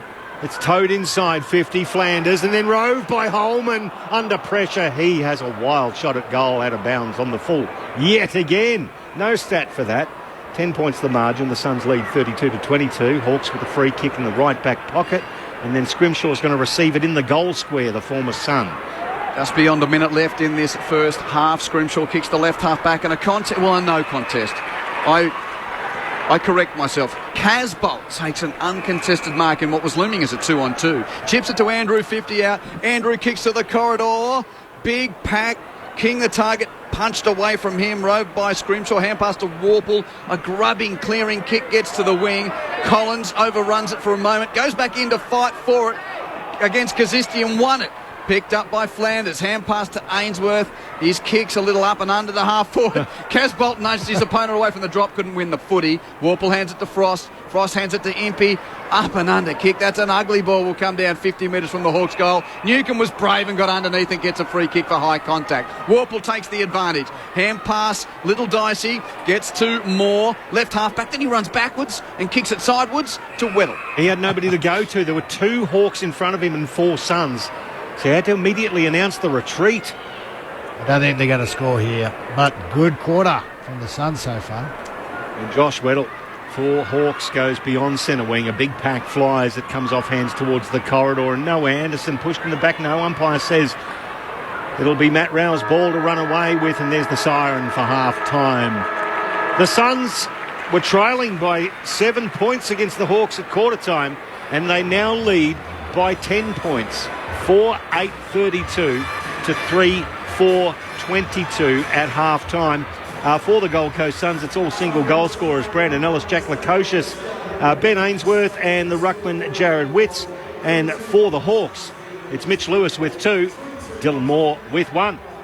Jason Ackermanis, Matt Primus, 7 points to lead at Hawthorn's way at quarter time. Now 10 points to the Suns at half time. What changed in the game? I tell you what changed. They went man on man, the Suns, and that made that little cheap, the possession game that they love to do when they switch, non-existent. They couldn't get out. And actually, I think the Hawks are lucky to be only 10 points because they kicked 2 in the full. Could have kicked another couple more, the Gold Coast. If they're going to play like that, they're going to dominate. Hawks have got a big second half to try and change some things, Matty Promise. Well, you're exactly right, Acker. As we mentioned during that quarter there, they dominated the centre bounce, they dominated contested possession, +8 contested possession, +12 inside 50s. And then when the Hawks did have the ball, then they actually got to work, and instead of being a bit lazy and ball watching, they actually shut down all options. And the Hawks, every time they tried to exit the ball or when they did go inside 50, everything was under total pressure at all. There was nothing clean there. So exactly how they needed to play, they were able to do it for the second quarter. Can they replicate that? And can the Hawks get back to owning and getting a bit tougher inside like they did in the first quarter? Well, I've got a text here from a disclaimer. I'm a Hawks fans. Suns need to be a fair way ahead come three-quarter time while they're in all sorts. Hawks run out the games well. They're very fit, have belief in the young side with nothing to lose. The most dangerous combination. Exhibit A, the Lions game. Hawks ran all over them from halfway through. From Pete and Ballarat. Thank you, Pete. 0437 774 774. I look forward to that. I hope so, because it looks like they're just going to smother them and gradually get another 3 or 4 goals away. But the Hawks' game plan, that style will keep coming up. You can keep asking you questions, and if they slacken off, they can get it ticking over their way very quickly. Yeah, and that's the thing, though. The last game, Lions played their game because that's what they do, and there wasn't one-on-ones. And if they had done that, they would have been like the Suns. So you can only do what the opposition allow you to. So as a Hawks fan, you would see them coming home hard, but against this defence, that's not that easy. Different kind of style. By the way, did you meet a Borgs last night? Yeah, Borgs text. Acker seems a little quiet today. I didn't have a big night. He knows. Did he have a big night with the Waganya boys? I didn't drink, and I got a 3 a.m. taxi from Waganya, which is a 3-hour drive. Cost $1,000 to get back to the airport because there's no flights out of Albury. Who picked up the tab? They did. They were wonderful. $1,000 would have been actually $1,200 if they let the meter run, so they had to do a deal because it's 3 hours.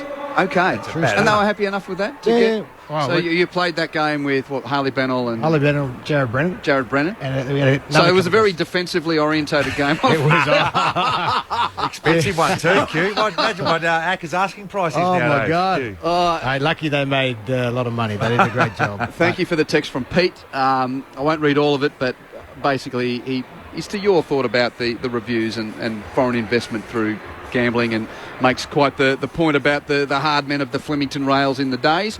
Thank you, Pete. 0437 774 774. And Eric from the Rock, back in my old stomping ground, the Rock Yurong Creek Magpies. It's just called the Rock, is it? Yeah, well, no, the Rock is a farming community. Yurong Creek is a farming community, and like many of those teams, they had to merge to form the footy team. Eric from the Rock is listening, enjoying the call. Thank you. 0437 774 774. Speaking of Magpie territory, boy, didn't they come home yet again today at the MCG. If you missed that, Collingwood by 2 points over Adelaide after Adelaide surged to the front in the third term. Magpies 12-10, 82 to the Crows 11-14, 80. In the National Rugby League, Gold Coast defeated Brisbane by 18 points to 12 up at Lang Park. There's 3 games today. The second of them nearly complete. North Queensland season resurrection continues. Cool. Cowboys are about to beat the Bunnies. Wow. 29 to 6 for the Cowboys. Back for the Queensland team. Beaten grand finalists last year, the North Queensland Cowboys, and languishing in the first part of the season. Maybe the Swans could hope, they're on the same trajectory as the Cowboys because, they're coming in this season. 29 to 6, that's nearly full time. Sydney Roosters and the Canberra Raiders to come. And a reminder, cricket continuing throughout the night with the Women's Ashes Test from Trent Bridge to keep you entertained. Australia none for 82 and a lead of 92 runs with England all out for 463 in reply to Australia's 473. So that's looming as a really, really good test match. Pitch. It seems pretty flat. 5-day test match, importantly. So this isn't the last day. Day 4. It is 5 days for the women's test, which is great. Yep. So that's available on the ABC Listen app. Look for the red cricket ball button to keep you entertained with the second of the men's Ashes test matches coming from the home of cricket on Wednesday night. Lords for the test match, Australia leading the series in the men 1-0. So heaps for your entertainment on ABC Sport. We'll take a breather here, half-time at Carrara. Gold Coast lead Hawthorn by 10 points. More from the footy after the news.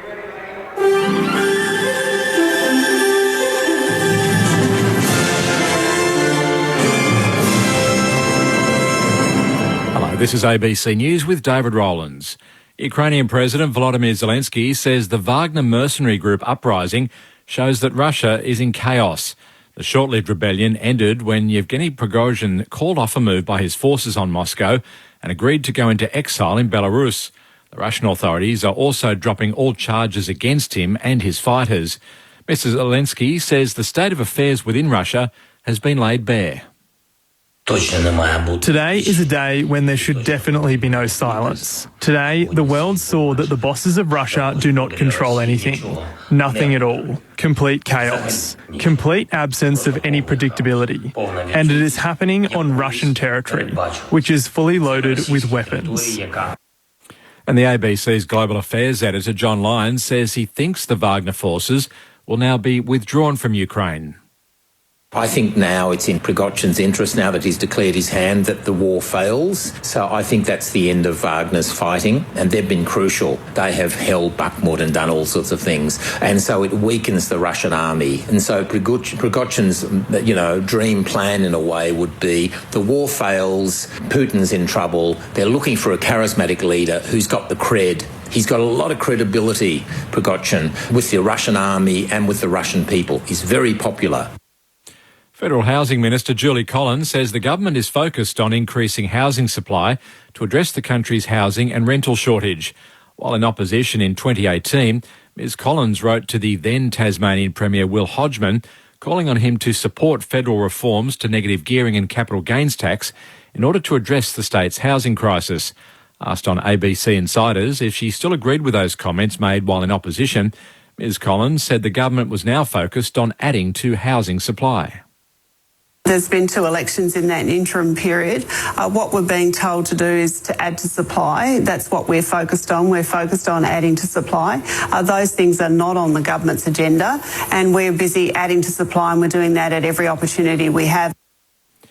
An organisation that pairs Australian hosts with international students says the number of Australians putting their hand up to host has nearly doubled. Evelyn Manfield has the story. As households grapple with the cost of living and international students struggle to find a place to live, more Australians are applying to host students in their spare rooms. The Australian Homestay Network says normally they'd receive about 500 applications a month, but now interest has nearly doubled. Darwin resident Fleur Crow, who's getting ready to host a student, says it's about more than helping to pay the bills. But I think it's a good thing for, us to help. The uptick follows comments from the Reserve Bank governor last month who said more people living in each dwelling would help improve the economy. Firefighters and an aircraft are battling a large grass fire in Tara, west of Brisbane. A prepare-to-leave order was issued just after 2 o'clock this afternoon for residents living along Males Drive and Tara Kogan Road. Properties on South Road and Goranbar Lane have now been added to the order. QFES says some houses are under threat, but crews are working to protect the properties. They warn that conditions could worsen quickly.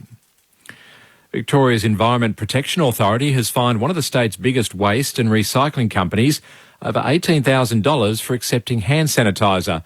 The EPA says 2 truckloads of hand sanitiser went into landfill in late April, despite the site not being licensed to accept it and without necessary checks being carried out. The company has 28 days to request an internal review of the infringement notice and fine. Pakistan is accusing India of violating a 2021 ceasefire after Indian troops opened fire in the disputed Kashmir region, killing 2 people. Here's the BBC's Kat Wiener. The Indian chargé d'affaires in Islamabad was summoned to Pakistan's foreign ministry in protest at the shootings, which took place earlier on Saturday. Pakistan accuses India's security forces of firing indiscriminately at a group of Kashmiri shepherds near the de facto border between the two countries. Delhi disputes the allegation, saying its soldiers shot at 3 armed Pakistanis who'd illegally crossed the so-called line of control. Pakistan and India both lay claim to Kashmir, and each controls half of it. The territory has long been a flashpoint between the two countries, but this is the first alleged breach of the 2021 ceasefire. And a Japanese newspaper is reporting the country's military is testing billionaire Elon Musk's Starlink satellite internet service with an eye to adopting the technology. ABC News. Gruen is back for a brand new season, analysing advertising utilising AI, CGI, GPT on your ABC. What the? Engaging enhanced Will Anderson technology. Unsubscribe. It's the future. Real intelligence, artificially enhanced. It's already here. No actors, AI or actual, were harmed during the making of this promo. It makes me feel so inhuman. Gruen, Wednesday nights on ABC TV and streaming on ABC iView. Grandstand AFL. Now streaming every match on the ABC Listen app. Look for the AFL button. Free kick going to Gold Coast. Who's closest and just where's the mark here? Ainsworth with not many other options. He decides to kick it to the top of the goal square. Witt's in front. Oh, big man. Good sticky hands. Jared Witt slams it through from 20 metres out, straight in front. Reinvigorated by that goal, flew and got the ball down to Rowell, who towed it forward, picked up there by Ainsworth. Sky ball at the back, Ben King! Oh, what a mark! 40 metres out, slide angle to the right, that's a specky. Tossed in the air. Meek got the better of Witts, taps it to Scrimshaw, tackled off it by Ellis, that's holding the ball. He punched it, but it was sort of a throw and a one-handed handball. And Ellis receives the free kick in the right forward pocket. Right forward pocket, smashes it hard with his right boot and smashes it through. Suns have kicked the last 4 goals of the game after the Hawks kicked the first 3. The 2023 AFL season. On radio, ABC Sport Digital. And now streaming on the ABC Listen app. Just one half of footy left in the bye rounds. We'll have a pure ladder at the end of this one for the first time in 3 or 4 weeks. Welcome back to Carrara. Quentin Hull and the team bringing you Sunday twilight footy. Well, it's now dark here on the Gold Coast. Lights are illuminating this wonderful stadium, and the scoreboard reads Gold Coast 4-8-32, Hawthorn 3-4-22. The Hawks led by 7 points at quarter time, courtesy of kicking the first 3 goals of the game in the opening 14 minutes. But they haven't kicked a goal since. And Gold Coast in that second quarter kicked 2 goals, 8. 2-8 to Hawthorn's 3 behinds. Suns 4-8-32 to the Suns, to the Hawks 3-4-22. A few little Auskick kids right out there enjoying it. It's only 2 games of Auskick. Surely they could find a few more to run around there. They're just on the Nerang River wing. Not too many of them. Maybe they're all over at the Vomitron. Oh, there's a fair few over there. I'm just looking at word pictures here. Michael Price with Quentin Hull here at Karawa. We've seen a few things over there during the years, but during this time of year when school holidays, I think, and they've got back-to-back home games, the Suns. Remember they had the Dodgem cars there a couple of years ago? Yep. Now there's a whirligig type of attraction. I'm surprised the AFL let them in, actually. It's sort of like a swing tackle for amusements. Yeah, well, I remember back as a kid, back at Luna Park, it was called the Rotor, I reckon. But Vomitron Sorry, what was it? The Rotor. Rotor. R-O-T-O-R. But that's the only thing that's allowed to be swinging around in an AFL venue these days. That is absolutely, if you got swung around that much, it would actually be referred to the MRO. But it is, look, I don't think I'd get on there, especially after the pizza we just had at lunchtime. But, but it's a good attraction, and after Collingwood's another big win today, well, big win as far as emotion and come back, and I just mentioned, if you're thinking of coming next Saturday night, you'd better get your tickets, because speaking to a few of the Gold Coast Suns officials, Collingwood coming to this part of the world next week, they always do draw a big crowd, but the tickets are pretty scarce to find already. I think they're on track for a sellout, which would be awesome news for the Suns. But again, it shows you that in the outer rim, the reliance on the big Melbourne clubs to get a really good crowd. I think it's brilliant, especially after the fact we'd had 3 or 4 weeks without any footy in South East Queensland, without the AFL. That, when you're going to get back into it, we've got the Brisbane Lions playing Richmond at the Gabba, and then you've got the Gold Coast Suns playing Collingwood within a week. That's got to generate some interest back into the South East Queensland side of footy. And what people don't understand, they always complain to me about how Collingwood only travels 4 times a year, yada yada. Yeah. I said, you don't understand, because every club that in the competition wants to play at home against Collingwood. Absolutely. And ask every year the AFL to do it, because they're the best travellers, they're the biggest crowds, you make the most money. And that's why they don't travel that much. So it's a rare opportunity for Suns fans. There'll be a lot of, Collingwood people just annoying the crap out of everyone here, but they are amazingly good travellers. What a great supporters group they are. 10 points the lead to Gold Coast at half-time. Michael Price to bring you a few more of the numbers. We'll have a look at the overall disposals. The Hawks still leading that one, 209 to 185, and of course most of that's handballs, 30 plus in the handball department. Both teams going around about 72-73% disposal efficiency, but it's the handball ratio, the Hawthorn, they're plus 24 in that regard. The clearances, you've got Gold Coast leading by 4, contested marks, Gold Coast leading by 3. The hit-outs are even. The inside 50s is just exploded in favour of the Gold Coast Suns in that second quarter, 31 to 18. Individually, you've got Fiorini with 18, Ainsworth with 16, McPherson with 15. The leader in clearances, Fiorini with 4, and Matt Rouse worked his way back into the game. He's got 5 clearances after none in the first quarter, fighting his way back, and 5 tackles as well. And for the Hawks, it's Hardwick out back, who's got 20 disposals, Impey with 17, Will Day with 16, and the clearance winner is Connor Nash, who's got 6 with his 12 disposals. But Jason Ackermanis and Matthew Primus, it's the efficiency inside 50 generating those shots. The Gold Coast wasted a lot of opportunities in that second quarter. 14 shots at 31 inside 50, so it's 45% against Hawthorn. They've only had 18 inside 50s but generated 11 shots at 61%. Is that the only big difference in the game? Well, they had lots of good looks. I think they were a bit inaccurate. They had some easy set shots, a couple of marks that probably should have been paid also. So I think they'd be pretty happy with the looks that they got.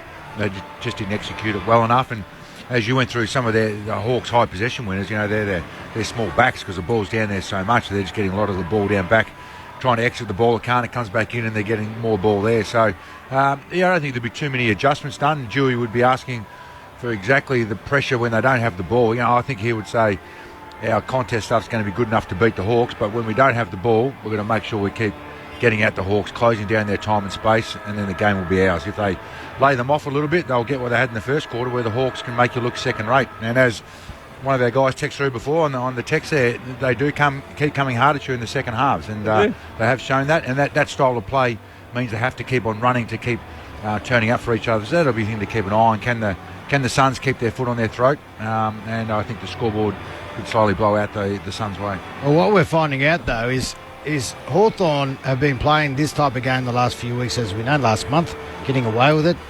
Now they're actually tested on offense. They've got to work hard. There's no easy kicks. There's no outlets. They're making them accountable. It's really brilliant from the Suns. I want to see if Sam Mitchell's got anything to throw at us, to the Suns, trying to get on top of them, because at the moment they're not working hard enough in that second quarter, and if they keep doing the same, the Suns will run away with it.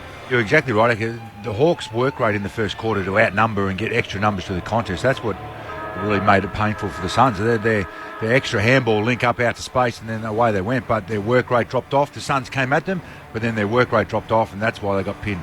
Really intriguing storylines here. If the Hawks can prove themselves competitive enough on the road, that's a pass for them, you'd think. Yep. But there is only one pass mark for the Gold Coast Suns tonight. They have to win this game to try and level their ledger at 7-7 and somehow stay in the fight for the finals in 2023, because after that wonderful back-to-back sets of victories in Darwin, they came back crashing back to earth against Carlton last week at the MCG, and look, the Hawks, fresh off a run over the top victory in their last opponent. By the way, the teams coming off the bye versus teams that played the previous week, 0-7.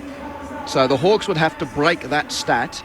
Hang on, I thought the Pies were the only ones. No, both both the Pies and the Crows didn't play last week. Oh, right. So that doesn't count. It doesn't count. Right. Third term, second half. Let's go. Suns by 10 points. Michael Price. Jared Witt's in the middle. Up against Reeves for the Hawks. Reeves gets it down, though. Fiorini gets in front of him for the Suns. The handball over the top's a speculator. Will Day can't pick it up. He's buffeted and will get a free kick. There's a bit of high contact. Play on to his head-banded friend in Newcomb, who kicks long to the goal square. McAndrew at the back, over the top of Mitch Lewis. Another intercept mark for him. He's taken a few tonight, and he flares out to the right back pocket. Ben Long, the former Saint, kicks long towards the outer wing. Hardwick was nudged underneath it by Roses, who gathered at ground level, then burnt him off. Had a bounce. Nobody to kick to, so he has to stop, prop, go backwards to Ellis. Ellis now goes wider out towards Jack Lukosius, just beyond centre wing. He's gesturing, and then he kicks to a lead of King. Spoiled by Blank. Blank gathers, tackled, holding the agate. The umpire lets him get away with it. He might have hit his boot. Reeves can't pick it up for the Hawks. It's loose inside 50 for the Suns. They've all dived on top of it. How that wasn't holding the ball's got me kicked it. Stymied. He kicked it just. The lace hit it. He did. So a ball up in the right forward pocket for Gold Coast, cleared by Hawthorn's Nash. High kick to a contest on the outer wing. Lewis crashes the pack for the Hawks, can't take the mark. Nash follows up and gives one of his little Irish little chips, a little solo almost, but he chipped it further to Brockman, who marks it on the wing. Brockman turns, kicks it long to half forward over the head of the intended target in Bruce, and Long tracking back takes the mark for the Suns. Kicks it to full back. Ainsworth takes the mark and it's going to go on the transfer.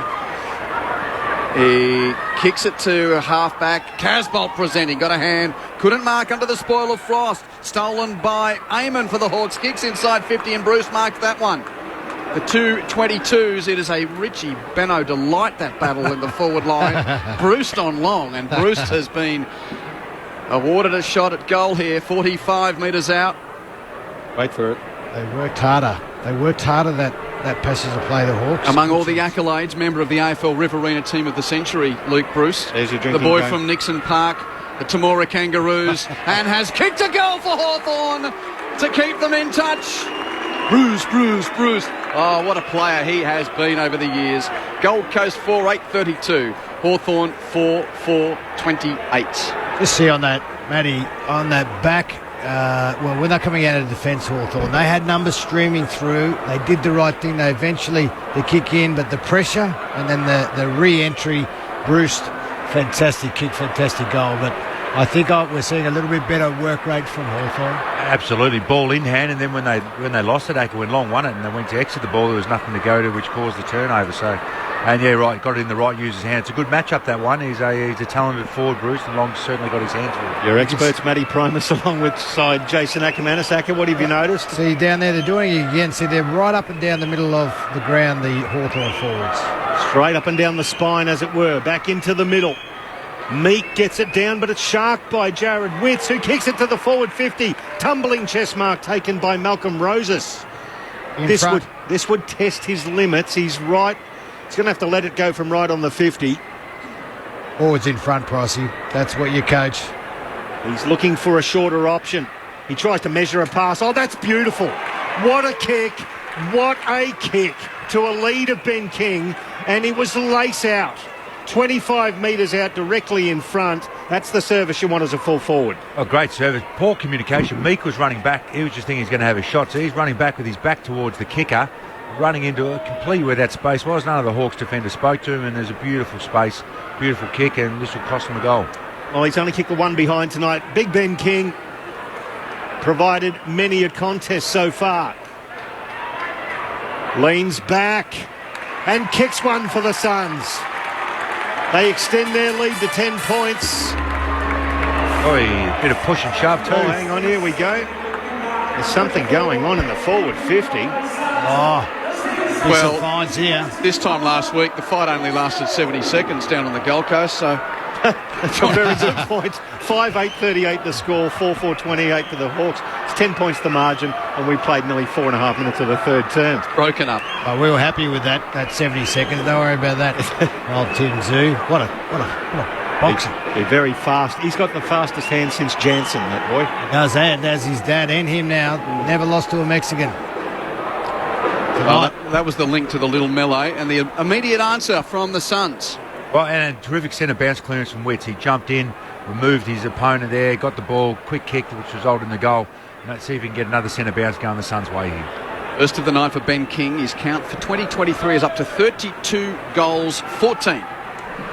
Centre bounce, Witts with the tap down. Kicked out of the air by Warpledale of the Hawks. Still in the congestion. Swallow gathers, tackled by Newcomb. Ball up. Got him high there, Acker. I would have thought that was an elbow to the mush there. It's a wrestling move. It is a ball up. Witts taps down. And, through the hands of McKenzie. Couldn't pick it up. Picked up by Fiorini of the Suns. Rushes a kick to half forward. Casbolt in front. Frost took his ear off. No free kick. Roved by Lukosius. Kicks the King! Leading out in front of the defender, who had no hope there, Blank. And that's, second straight line lead from the goalmouth that Ben King's been able to mark straight in front in the last 2 minutes of the game. And they are giving it to him again. They're a bit of verbal. That's what started that fight, just getting in for King's direct opponent. 2 in a minute. This will be fantastic for Ben King. Well, this is slightly left of centre. The previous kick was slightly right of centre. No real angle for a key forward to negotiate. He's kicked the goal. 2 back-to-back for Ben King. And that's now the biggest lead in the game for Gold Coast. It stands at 16 points the margin. 6 goals, 8:44 to 4-4-28. Jess Stewart on the boundary. Doctors are working pretty hard on Blake Hardwick's foot. I can't work out if it's the left or the right foot at the moment, but he's got his boot off and they're trying to do some strapping to that as well. So I'll keep you posted. He may have done an ankle roll or something like that. It doesn't look like it's something that they're trying to obviously work on and get him back on the field at the moment. Can I tell you guys, I never wore ankle tape in my whole footy career. Wow. Never. Because after 5 minutes, it gets sweat in it, they're useless. Anyway, I just thought I'd tell you that. Well, there you go. Well, some will be able to go to sleep tonight a little bit better. Unless you actually sprain it. Then. So that's what, 350 games above a physio degree, Acker? Pretty much. Yeah, okay. Just imagine the amount of money you saved on plaster, too. The ball gets tapped out of the middle here. It's McKenzie who goes in for the Hawks, but he turned it over. It's with Anderson. He tumbles it towards Casbolt. A triple grabber in front of Frost. 45 out directly in front. All he's got to do is kick it straight. That is what? I think that's 3 marks in a row. He dropped 1 and then he's had 2 triple grabbers. Big Levi Casbolt. He's been a revelation since he came here. Extra spare parts for the Gold Coast Suns, and he plays a magnificent role. Big man. 201 goals, 139 with his career. He's got the distance on this one. He's pulled it to the left. One behind, 45 plays 28. It's a 17-point margin with 8 gone in the third term. Jess Stewart's on the boundary. So in that, it looks like a substitution has been made for Hawthorn as well, but it's not Hardwick. It looks like Lloyd Meek has been subbed based on the card that's just been handed as I've looked over to the interchange bench. So I'll just confirm that, obviously, with the jersey in a moment, but just keep an eye on that, boys, up there in the champion data. Yeah, thanks, Jess. We haven't had that confirmed in front of us as yet. But eagle eyes on the boundary from Jess Stewart. The long inbound from the Hawks went to the half-back flank, punched out of play. So boundary throw in right half forward for Gold Coast. Witts taps down boundary side, does his own roving. Hooked around his body on the right boot, gathered on the bounce by Holman. Hand pass to Anderson, negotiated a path through traffic. Hands it to Wainsworth. Hand pass picked up by Humphrey. 45 out, the kid swivels and snaps on his right. Oh, got the journey just across the face. It's a point. 18 points, the margin, 3 goals, the difference. Jeffs. So Sam Butler definitely does have the jersey on and is doing a warm-up at the moment. I just can't confirm at this stage if it is definitely Lloyd Meek that has been subbed out, but according to that sheet that I did tell you about, it does have the number 17 written on it. So since quarter time, the Suns have kicked 4 goals, 10 to the Hawks, 3 behinds. Perfect conditions, although there's a bit of pressure on the game. But and just quietly, one step swivel from an 18-year-old. Bailey Humphrey got the journey. He's power in his leg. He's got some ability, hasn't he? Massive leg. Mismatch here. There's Powell. Powell, long kick inside 50. The mismatch there. Glukosius flies over the back, but couldn't quite take it. They're out here, the Hawks. It goes there through Newcomb, gives the handball away. Chip forward by Nash. Punched away, by the newcomer in Mitchell. It now lands in the hands of Anderson for the Suns. A 2-on-1. It goes through hands. Suns at ground level. Ainsworth tackled off it. Could be holding the ball. No. It's Connor Nash who ends up with it for the Hawks. Bombs it to the middle of the ground. But Will Powell is there. He leans back, kicks it forward. He's going to turn it over back to Connor Nash, playing force and backs. Now Moore picks it up. He's immediately tackled into the ground. Holding the ball now. That looked like high contact to me to start with. Flanders doesn't care. He's got the free kick. He's 70 from goal for the Gold Coast Suns. He's got a runner. He just ignores Powell. Then he sees the lead, kicks it in the Ben King direction. Spoiled by a blank. Holman can't rove. Warple could. Handball back to Newcomb, and he bombs it out of defence for the Hawks. The left half back and beyond, but it's 3 against Kazitsky there. Marked by Powell at the back for Gold Coast. And the Suns set up once more. Chip infield on the 45, marked by Witts. Kicks it to centre half forward. Raul marks, plays on. Left foot chip to the pocket. Casbolt leading, leaps too early. Through his fingers, spoiled by Frost. Rode by Humphrey. Breaks a tackle. Got a hand pass free. No, not early enough. Holding the ball. Free kick against Bailey Humphrey, and Sam Frost will take it in the right back pocket for the Hawks. Jess? I can tell you why I can't see Lloyd Meek. It's because he's on the field at the moment, so perhaps he hasn't been told the news yet that he is going to be subbed, but just keep an eye on that at the moment because it seems like there might be some movement that they actually potentially could change that. I think the runner was just out to him, Jess, but the play was over the other side, so he hasn't had a chance to get off yet. The ball's tumbled to the commentary wing. McKenzie picks it up for the Hawks, tries to measure a kick. Will Powell read it beautifully. That's when the boundary rider's earning a check, when she knows before the player that they're about to go out of the game. Well played, Jess Stewart. That's ahead of the game, my friend. At centre half back, McPherson. Here he comes. Out to Brandon Ellis on the far wing as we see Lloyd Meek coming off the field for perhaps the last time today. The ball now transferred back into the corridor. Powell's been involved heavily the last couple of minutes. He wants to go one way then the other. Decides to go more or less straight down the middle. Ainsworth. Little jinking pass cut off there by Seamus Mitchell. Shows some speed. The handball to Lewis. Lewis now, Bramble, just short of centre wing out of side. He retreats to Impey. Shocking kick made Impey go backwards and gathered it on half a bounce. He had to go backwards inside defensive 50 and he found Scrimshaw, the former Sun, who tries to go laterally to Warple. It just worked. Switch is made. Warple marks, plays on, has a bounce to half back, hand pass to McKenzie, kicks Hawthorn to half forward, space for the mark to be taken by Reeves. Hand passes to Newcomb, hand passes to Nash, kick infield marked by Amon. In the centre square, kick and a half from goal. Amon's kick inside 50, intercepted by Collins. Bruce was the target. But Collins in the hole takes the mark for the Suns, and they can ping off half back here. Kicks it to Flanders, hand pass to Fiorini, and the numbers are out on the Narang River wing. Long kick to the half forward flank. Lukosius marks 60 out. He doesn't want to roll on right now. Holds it up, and now kicks it to the corridor for King over his head. Out the back, Hawthorn first there in number through Hardwick. Hand passes defensively to Scrimshaw, right on the last line of defence. Scrimshaw kicks down the corridor. Mitchell takes it on the bounce. Under pressure, hand passes backwards to Amon in the left back pocket. Kicks it to left half back. Ellis pushed into it by Bramble. Play on. Bramble picks up the crumbs for the Hawks. Hands it to Moore. Hand pass infield at left half back to Amon. Chips it rather awkwardly. Well gathered though by McDonald.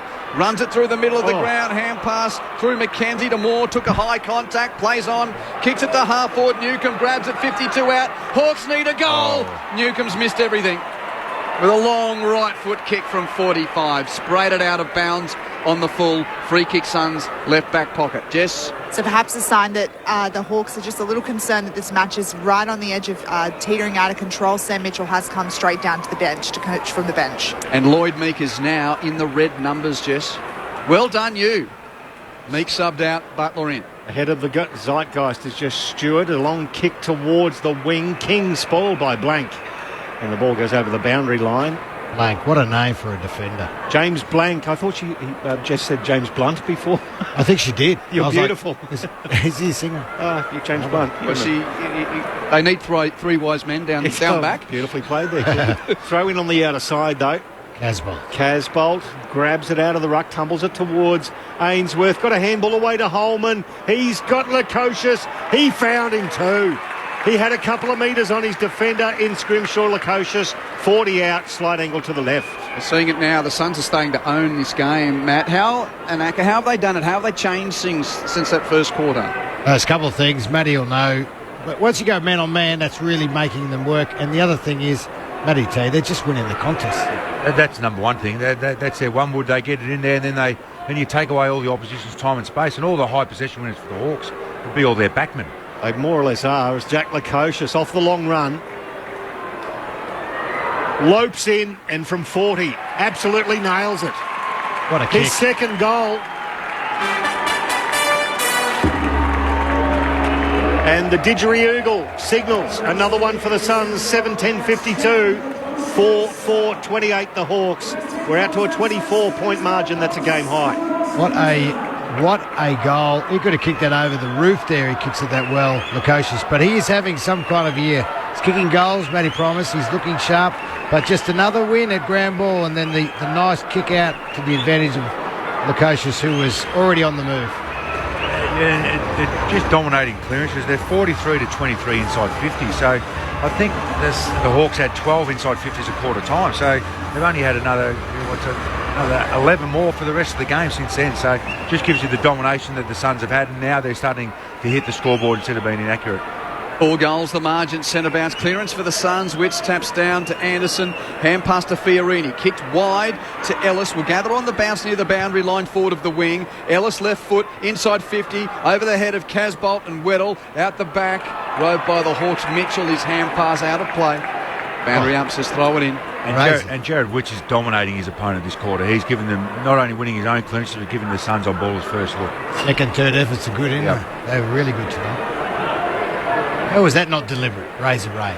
Well, it was deemed not deliberate, Jason.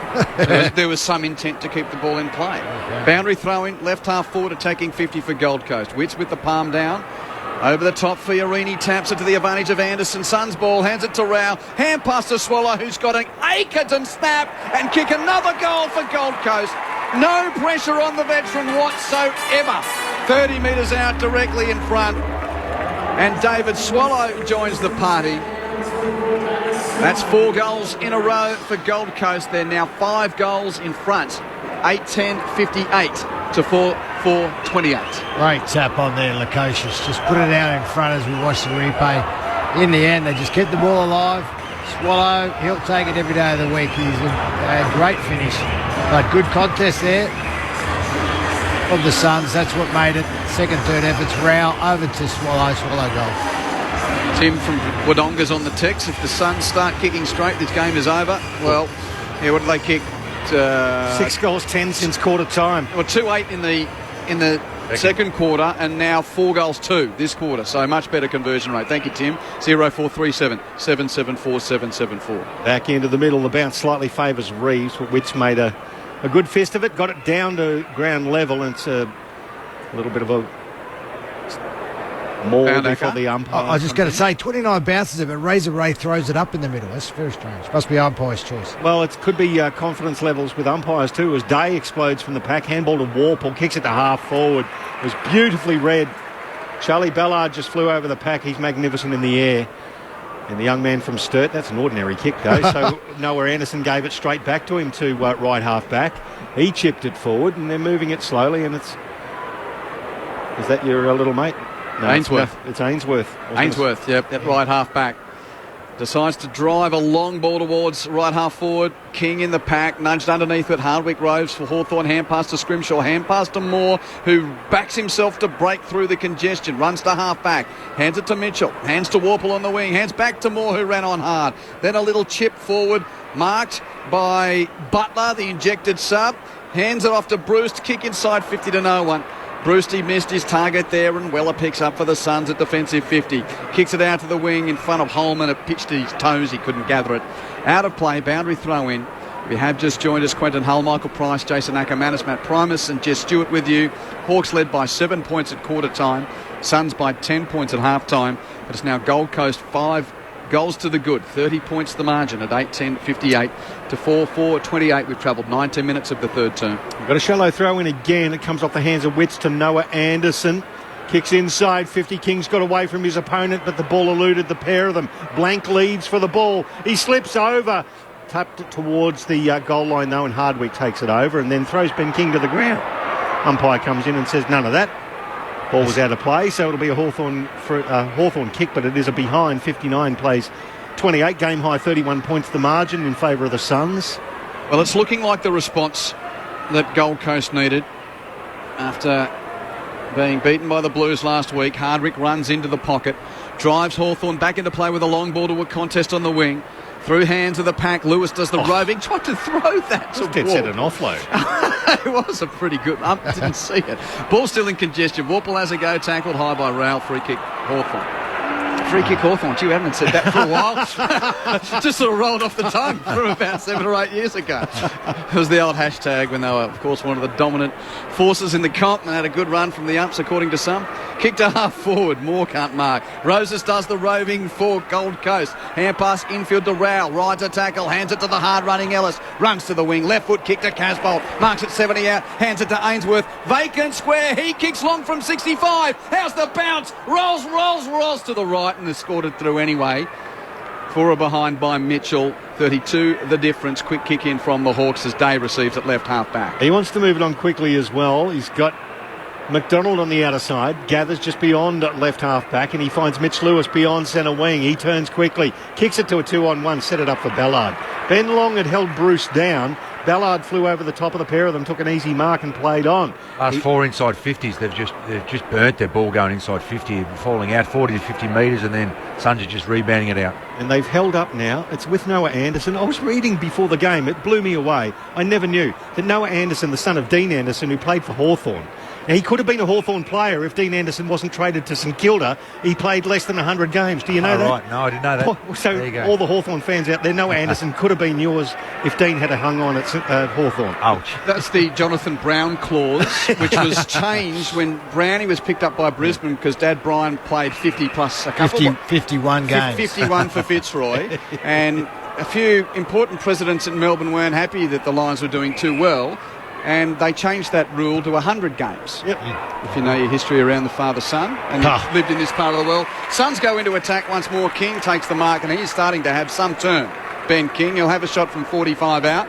It was around the time that the Brisbane Lions recruiting zone was changed and That's didn't right. include the Gold Coast when there was young blonde-headed bloke by the name of Revolt who could have been eligible to go to Brisbane. Yeah, No. Brisbane had already won a couple of comps by then. right. You can't have another big star. They tried to get him to move too as Kingy comes in. Here's King, 45 degrees to the left of centre. He's pushed that off the right side of his boot, won't have the journey. Casbolt outnumbered in the pocket, smashes it away from Day. Ball on ground level. Levi roves it, hands it to Holman. Holman snaps, and the big fella's hard work at the contest earns a goal for Nick Holman. He had 2 against him, Casbolt. Neutralised, then won his own ball and gives the goal assist to Nick Holman. 38 points the margin to Gold Coast. 9-12, 66 to 4-4, 28. Great signs. Great signs for the Suns, but poor signs if you're the Hawks. Like, he bought the ball, they had 2 on the ground, then they were beaten with the ground ball. There's 3 Suns to actually win that ground ball. Then there's been some really easy clearances this quarter here. The Hawks are just running up and down the spot, and this could get really ugly on the scoreboard. What I don't understand is how Kingy didn't make the distance. I mean, great second effort. Casbolt, that's your goal. They're pretty pleased with that as he goes down as full forward. Kingy takes a rest, but, magic. 16 inside 50s to 7 this quarter and 8 clearances to 3. So they're doing it well, the Gold Coast Suns. Nearly had 50 inside 50s for the game. This could be a massive number by the end of it. 47 to 25 for the game already as they'll win this other clearance. It comes back out. Fiorini, who's had some kind of game too, disposal number 23 for him, for a fellow who's been in and out of the side. Kicks it towards centre half forward. Impey got it. Torpedo towards the wing. McPherson did beautifully. Roving Weller. Handball to Fiorini again. He's got Ellis in front of him, the former Tiger. Kicks it long towards Casbolt and Lukosius at the back. Casbolt did beautifully to put himself and impose into the contest.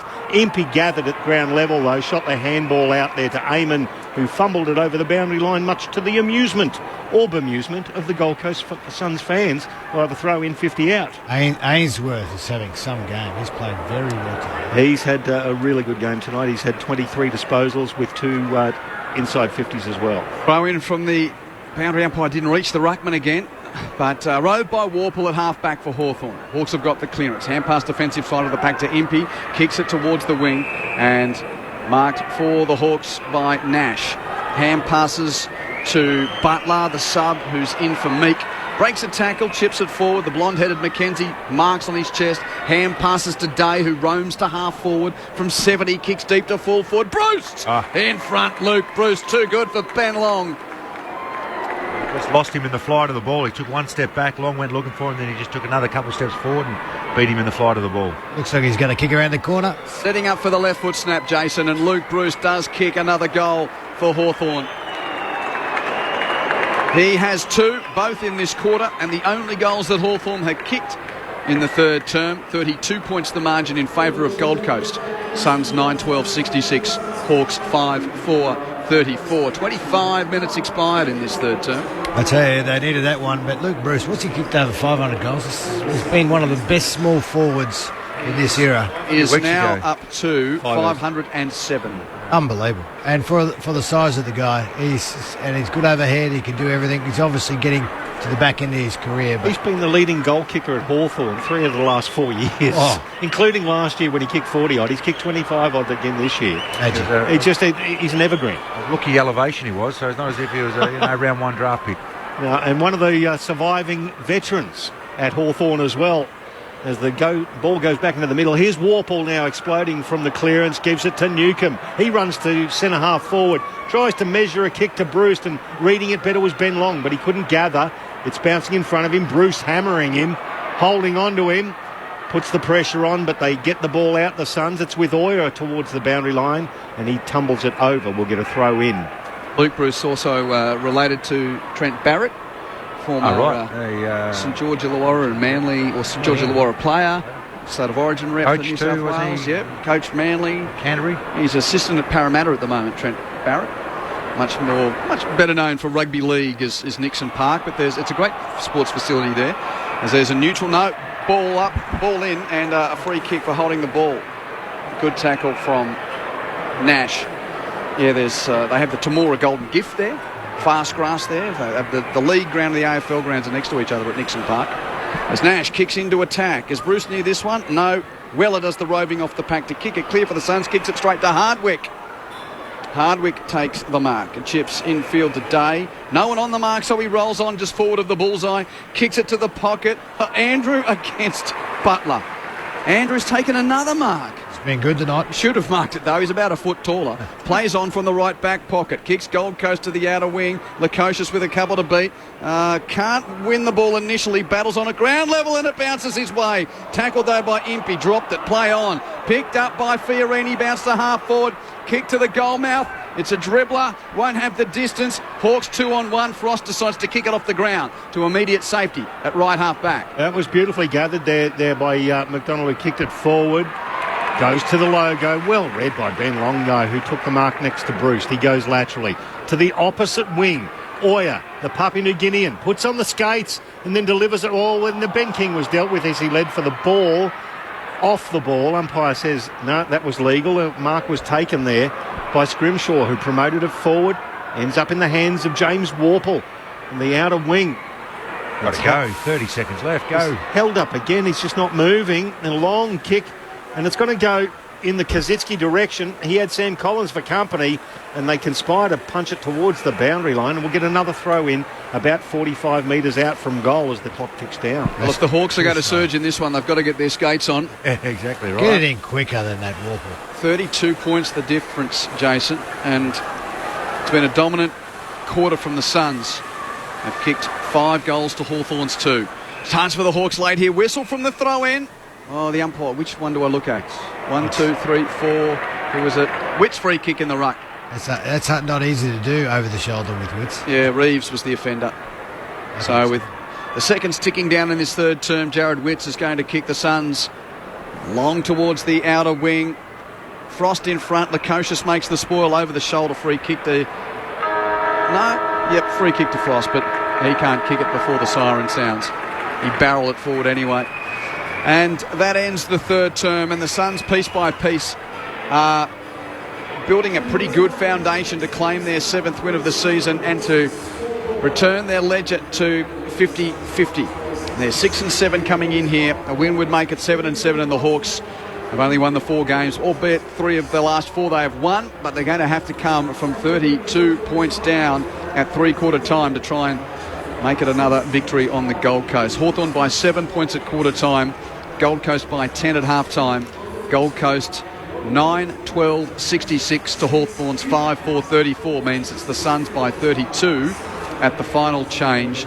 Suns kicking 5 goals 4 to Hawthorn's 2 goals straight in that quarter. Jack Lukosius has got 2 goals for Gold Coast. Ben King has 2 as well. Singles for Ellis, Holman, Ainsworth, Swallow and Witts. Hawthorn's 5 goals, a couple to Luke Bruce in that quarter, a couple to Mitch Lewis. He kicked them early in the game in the first term, and Dylan Moore has the others. Earlier today, Collingwood by 2 points over Adelaide at 12-10-82 to 11-14-80. Another thrilling, entertaining day of football with the Magpies attached to it. That was a big crowd at the MCG as well. In the National Rugby League, Gold Coast defeated Brisbane 18-12. North Queensland defeated South Sydney by 31 points to 6. And the game between the Roosters and the Raiders is 20 minutes old, and it's Canberra 6 leading the Sydney Roosters 0. So still more rugby league to come on this Sunday of the National Rugby League. We've got a quarter to go in the Sunday of round 15 in the AFL. Suns by 32 points at three-quarter time. Final term not too far away on ABC Sports Grandstand AFL. Hello, I'm Patrick Stack, and if you like great stories and you enjoy sport, then I reckon you need ABC Sport Daily in your life. This is a very competitive marketplace, the attention economy. Well, he's got a perfect PGA Tour player name. Those are the ones we sort of joke about here. The American PGA Tour players sound like that. That was the time to take the new ball. Josh Franco, who's a part of our coverage, said if the grand final was tomorrow, I wouldn't bet against Port. It's a daily sports conversation, and it's called ABC Sport Daily. Find us on the ABC Listen app. Grandstand AFL. Now streaming every match on the ABC Listen app. Look for the AFL button. Stolen by Eamon for the Hawks. Kicks inside 50 and Bruce marks that one. The 2.22s, it is a Richie Benno to light that battle in the forward line. The boy from Nixon Park. the Temora Kangaroos and has kicked a goal for Hawthorn. Meek gets it down, but it's sharped by Jared Witts, who kicks it to the forward 50. Tumbling chest mark taken by Malcolm Roses. This would test his limits. He tries to measure a pass. Oh, that's beautiful. What a kick. What a kick to a lead of Ben King. And he was lace out. Leans back and kicks one for the Suns. Ainsworth got a handball away to Holman. He's got Lukosius. He found him too. 40 out, slight angle to the left. Lopes in and from 40. Absolutely nails it. What a kick. His second goal. Over the top, Fiorini taps it to the advantage of Anderson. Suns ball, hands it to Rao. Hand pass to Swallow, who's got an acres and snap and kick another goal for Gold Coast. Here's King, 45 degrees to the left of Sando. He's pushed that off the right side of his boot, won't have the journey. Casbot outnumbered in the pocket, smashes it away from Day. Ball on ground level. Levi rows it, hands it to Holman. Holman snaps, and the big fella's hard work at the contest earns a goal for Nick Holman. The 2023 AFL season. On radio, ABC Sport Digital. and now streaming on the ABC Listen app. Half an hour to go, and it's looking like a pretty good response from the Gold Coast Suns after their loss to Carlton at the MCG last week, and perhaps a bridge too far for the Hawks, who are building under Sam Mitchell. Welcome back to Carrara. The lights are full ablaze here on what is a gorgeous night. It's been a lovely afternoon on the Gold Coast. Twilight footy is now Sunday night footy. Suns by 32 points at three-quarter time. And the Suns are receiving final attention there from Coach Stuart Dew. Of course, a premiership player with Hawthorn. Premiership player with Port Adelaide as well. One of your old teammates, Matty Primus. Sam Mitchell delivering the last instruction for his young Hawks. What can you see happening in the last half hour here, Matt? Well, I would be thinking Stu would be saying, right, let's finish this off really strong. They've got their game up and going. They're playing to their strengths as they should. And then they're also taking away the strengths of the Hawks, which is a really good sign for them. Last week they were down in what was a strength of theirs. Carlton took them to the cleaners with their clearance and contested work. They've got that back on tap, and then defensively they've been super since quarter time. They've been outstanding. Their back six have led really well. That Mac Andrews has shown why they worked so hard to get him. His ability to play on a small and then mark it in the air. And the Hawks, we saw Sam Mitchell come down to the bench after that quarter. You could see the scoreboard getting out of the way. Just go down there and mentoring and coaching individual players through it and try and take away the scoreboard pressure of them and coach them through the basics and the fundamentals of what their positions and how they've got to go and play the game. So you'd be hoping that the Suns go on here and win this quarter by 3 or 4 goals and have a really good win.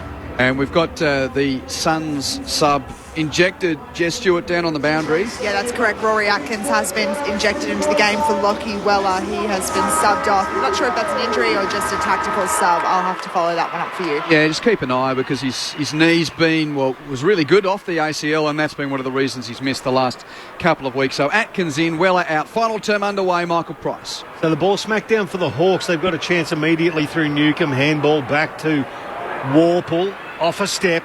Collins led the charge for the Suns and fisted 20 metres forward over the arc. Now it's back to Ainsworth in his hands. Nice right-hand handball to Swallow. He kicks it towards half forward. Lukosius got rid of his opponent, then couldn't quite pick up the ball. He keeps battling on. Hawks win out, though, through Impey. Warple by hand. He goes backwards. Now McDonald tries to lay one out. It bounces kindly in front of the sub Butler, who's on the field. He gets a 1-2 back there from Eamon. It's intercepted by Roses. The young Northern Territorian gets to right half forward and dances around a couple. Got the handball back to Swallow. Off a step, Swallow kicks inside 50. Oh, good contest. Nice mark there taken by Flanders in front of Frost. And that's the long and the short of it. Flanders 45 out. Very sharp angle to the right. He sees a lead from King, tries to find him, pops it over his head. Scrimshaw couldn't pick it up. Holman tries to keep it in. He gets tackled towards the boundary line. And the ball went over. Holman didn't. Now, it's either going to be a ball up or a throw-in. It will be a throw-in in the right forward pocket for the Suns. Waiting for the crowd figure out us. Yeah, not too bad. I'll be humming next week with the Magpies coming to town. Boundary throw-in, Suns in attack. Warple roves, Flanders tackles. Warple gets a hand pass clear to Amon. Rushed clearing kick as a high wobbler, which will come down at left half back off the knuckles of the pack out of play. Tell you, Rosa was working in a airplane toilet for a while there. Just the agility, man. He's got to be hard to catch. Malcolm Roses. Like the look of him, Macca? Yeah, I do. He's real classy. Just gets a bit cleaner, he'll be a top liner. Well, the NT products playing for the Suns. Boundary throw in, left half back for Hawthorn. Right half forward for the Suns. Rove by Anderson, taps it to Rao. Hand pass to Atkins, who's subbed into the game, kicks it to a pack at the top of the goal square. Day for Hawthorn, sees it close to the boundary line, tackled by Casbolt. Ball stays in. Day has another go, has to evade the tackle of Flanders and steps it out of play. And every defender now near the boundary line in the pocket has got the fear of dread going through them, with the propensity of the umpires to pay insufficient intent in the last couple of weeks. So the throw in the left forward pocket for the Suns. The ruckman in Witts versus Reeves for Hawthorn. Witts front position. Almost gathered by Swallow, but it was well done by Dylan Moore. He's gathered there by Roses. Drop the ball. There you go, Acker. That's your forward pressure. You were famous for it. And Malcolm Roses will have a shot. Well, he's 30 out, but his left leg is only a metre from the boundary line. That's what you want out of your side. You need guys to put the pressure on. He's got some wheels, and he used them then. I don't know what Hawthorn was thinking there. They should have just got on the boot or kicked it or did something. Pressure, great pressure. From Darwin, Malcolm Roses. He's gone back off the long run, so he's back over the 50 arc. He's got 20 metres in front of him towards the man on the mark.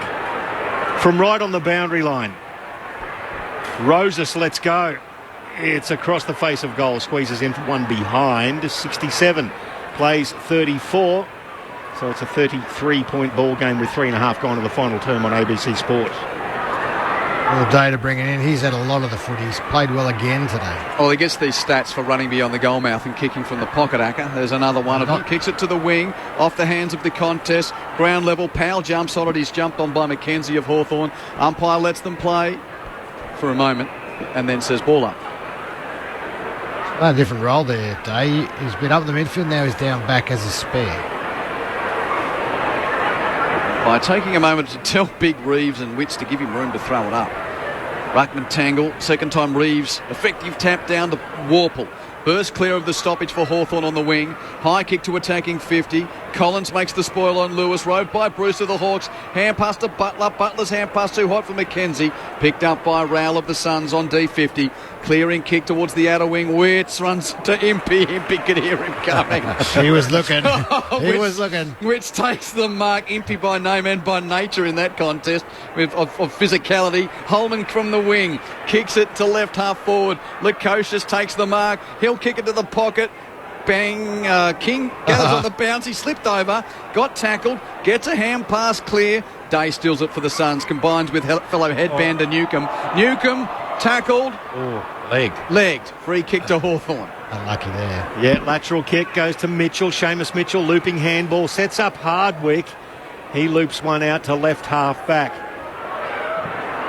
Comes back out to Mitchell. The left foot. It's long. Oh, Kazitsky can't quite hold it. He's wrestled into the ground by Ballard in an awkward tackle. The ball spills towards the corridor. Anderson, then Powell. Went through the hands of Impey. Suns have it. Roses again. Lowers the eyes. Hits a target right on 50. And as soon as he took it on the arc, Jack Lukosius signalled over his head and said, I'm going to have a shot. Don't bother leading. Absolutely. He can kick it 65, this boy. He should have no trouble with the distance. Oh, if he's 70 from goal, let him have a ping. He's a beautiful conveyance of the Australian football. It's a matter of consistency. He's one of the best kicks I have ever seen, field kicking. You're probably in the top 3 too, Acker. I'm number 1, mate.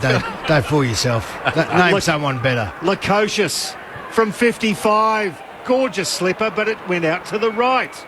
This is what I'm talking about. 9-14-68, plays 5-4-38. 34 points the margin. I'll give you the benefit of the doubt, Acker.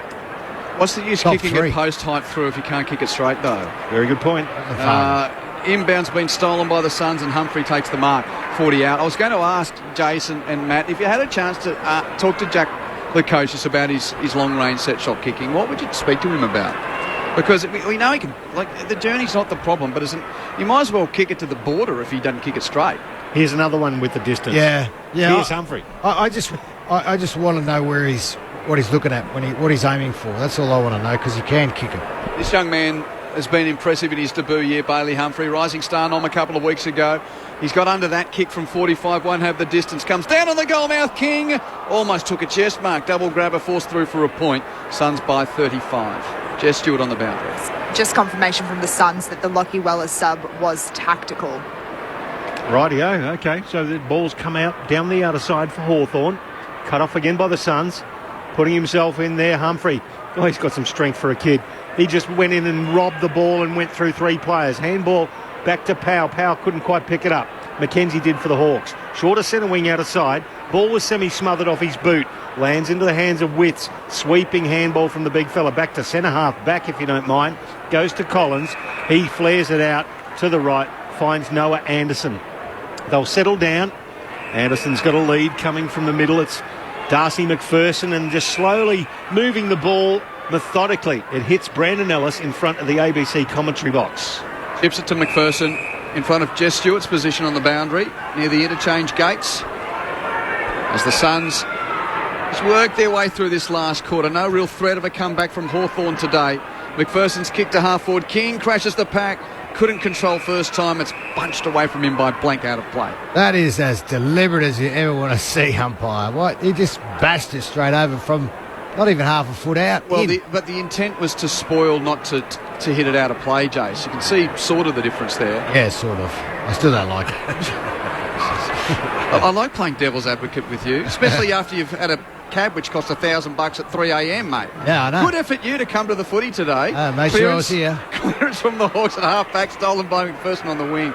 Jason Ackermanis, what a commitment to the cause for Greyhound AFL. McPherson's kick is marked, though, at left half-back by Scrimshaw. 35 points the lead to Gold Coast. And we've travelled 8.5 minutes of the final quarter. So he only played 4 games for the Gold Coast Suns. Scrimshaw, before he packed his bags for the Hawks. He went back into defence and found Hardwick, who now moves up to 28 disposals. Lowers the eyes, hits Frost. Frost to the run of day. Sells a dummy, did beautifully. Handball through the middle. Mackenzie, he's got to weave through 3 Suns, so he goes backwards, puts Eamon under pressure. Got the handball away, back out towards the wing. Scrimshaw had a bounce. It didn't bounce. That's the problem. Then he picked the ball up, threw it over his head. It landed in the arms of Eamon. Long kick inside 50, Ben Long. Just came out, read it best in front of Butler, took the mark defensively, chips it forward to find his neighbour in Flanders. As they stuffed around with that, the Hawks. Should have gone in earlier. Price is saving his best stuff for late. Picked that one up. Yeah, that was Flanders good. Kicks it to the wing for Lukosius. We're getting to that point now, aren't we? Yep. I think we're sort of making our own fun a bit, waiting to give you a real ladder. First time in about 3 or 4 weeks once this one finishes. Kick to the middle of the ground, Ballard marks. Long entry for the Suns into attack. King hits the pack, 2 grabs, can't mark. Fiorini roves, hand pass to Humphrey, fumbled it. Fiorini cleans up, has a snap from 40 metres out, and it's not going to have the journey. It rolls to the boundary in the right back pocket. Hardwick gets there to pick up for Hawthorn. Kicks it to right half back, and Brockman takes the mark. Can you talk, please, Michael? I'm untwisting my tongue. We're going for Simpsons references, so Brockman gets it back inside defensive 50. Kent Brockman. My tongue's in a twist, so you can have your 2 cents. Tyler Brockman, beautiful. Well done to Scrimshaw. Scrimshaw down the line.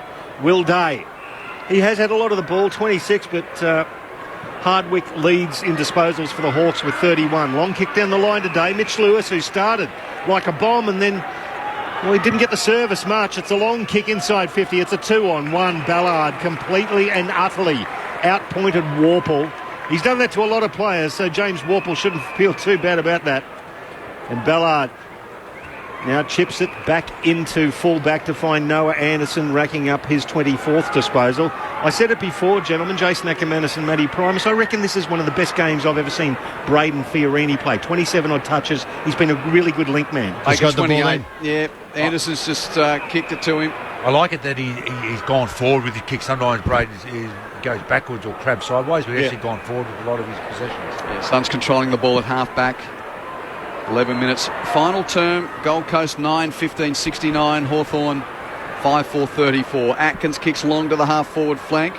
Over the head of Swallow. Out the back, Hawthorn first to meet it through Hardwick, who's done his bit. Hand pass turned over, though, stolen by Swallow. Hands to Oyer. Hands to Humphrey. 45 out, doesn't go for goal. Kicks infield, bursts through the fingers of King. Stolen by Day of the Hawks. Hand pass to McKenzie. Hands it to Moore at half-back. Kicks it wide and Impey takes the grab. Plays on with a kick around the Nerang River boundary line to Bramble. Marks between right half-back and the wing. Talking about Collingwood coming here next week for the Suns. That's a tasty one. Mind you, Carlton versus Hawthorn at the MCG's got something about it next week, hasn't it? I think that's got a lot more weight on it for Carlton. Moves comfortably. Then Hawthorn. I'm glad to hear Matty Primus say that. The ball comes off hands, though. Goes to Will Powell. Fiorini again. Into Humphrey in the middle of the ground. King, centre half forward. Little 9-9. He tried to find it into the path of Casbolt. Beautifully cut off by Hardwick. The handball just hits Mitch Lewis. He made it look better than was. Back to Hardwick and back to Impey. Off a step. That's an awful kick. That's why Matty Primus groaned, because it missed his target by a good 20 metres. Darcy McPherson cut it off for the Suns. Was that Matt groaning? You're guilty. Put it hole, you're guilty. Outstanding. 3 votes, Q. Ellis marks it right half back. Ships over the man on the mark to Atkins. Plays on and weaves his way past Newcomb. Will kick it towards the pocket, leading. One grab, not the second successfully. Ainsworth, rode by the Hawks. Frost, hand pass stolen by Humphrey. Snaps it to the goal mouth. Swallows cluttered into by Mitchell. Impey Rose in the back. No free kick. Roses, Roves and snaps and goals. And the buglery do signals Gold Coast's 10th goal. 10-15-75. Plays Hawthorn's 5-4-34. Wallow, take a bow. He was coming at 100 miles an hour. Was that Frost? Anyway, just hit him flush, but he got the contest ball, went to ground, and there's our man, Rosa. Nice snap, nice goal. He's got a lot of that spark you need inside 50, Malcolm Roses, that nice little touch of pace. He's got the pressure that he puts on as a good tackling forward, but he's got the skills to finish too, Matty. Well, and they've been looking for those guys. You know, Sexton's been in and out of the team, and a couple others have been in and out of the team. It can be a hard role to play, but it also can be a simple one. You tackle, chase, harass, you'll get looked after on the end with a few shots on goals, and he's certainly done that tonight. Yeah, you can't have enough. You make the opposition nervous. Yep.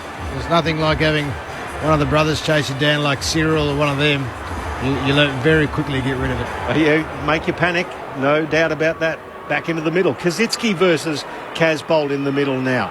Casbolt one out. Fiorini got another touch. That's disposal 30 for him. Tumbling it towards the boundary line, just short of left half forward. There will be a throw in. And Pricey, really interesting. I don't know when Tuke Miller's due back, but it's going to be interesting what they do with Fiorini, because he's normally been playing VFL because Tuke, Anderson and Rowell have been the dominant three. And he's had 6 clearances tonight too. Then that's not normally his go. Yep.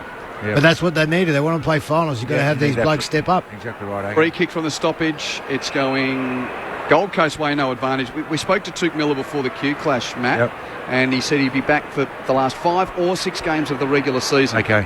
Great news. So that's still a couple of weeks away. Short pass finds Flanders. 60 out left, half forward for the Suns. Chips to the pocket. Bit cute looking for Fiorini. Intercepted by Bramble. Takes the mark for Hawthorn in the right back pocket. And it's going to switch. Oh, dangerously. Ellis is in the way of 2 Hawks. Scrimshaw flies, got the first touch. Couldn't take the mark.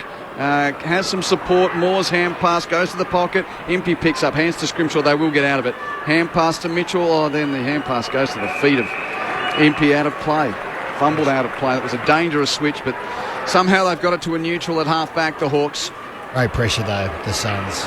Big ask for them coming away from home. Yeah, they might be able to jump the Lions at the MCG. The Lions have got a terrible record there, but coming to Carrara, where the Suns are developing a better record, just beyond them today, as the Suns win the clearance at right half forward, kicked inside 50 by Flanders to the goalmouth. King's got 3 to beat. Can't do so. Run through for a rush behind, Suns by 42. Jess? David Swallows just come to the bench, of course, after that pretty hard hit from a few minutes ago. So he's just limping a little bit, I'm sure. It's probably just still quite sore. He's a courageous man, is David Swallow, over his career. And on the outer side, Holman goes in for it with Impey. Taps it out towards Long, who was dragged down inexplicably. No free kick without it. Picked up by McAndrew. The handball cut off by Impey again. His hand's good. Went into Butler. Butler got one high. We'll get a free kick.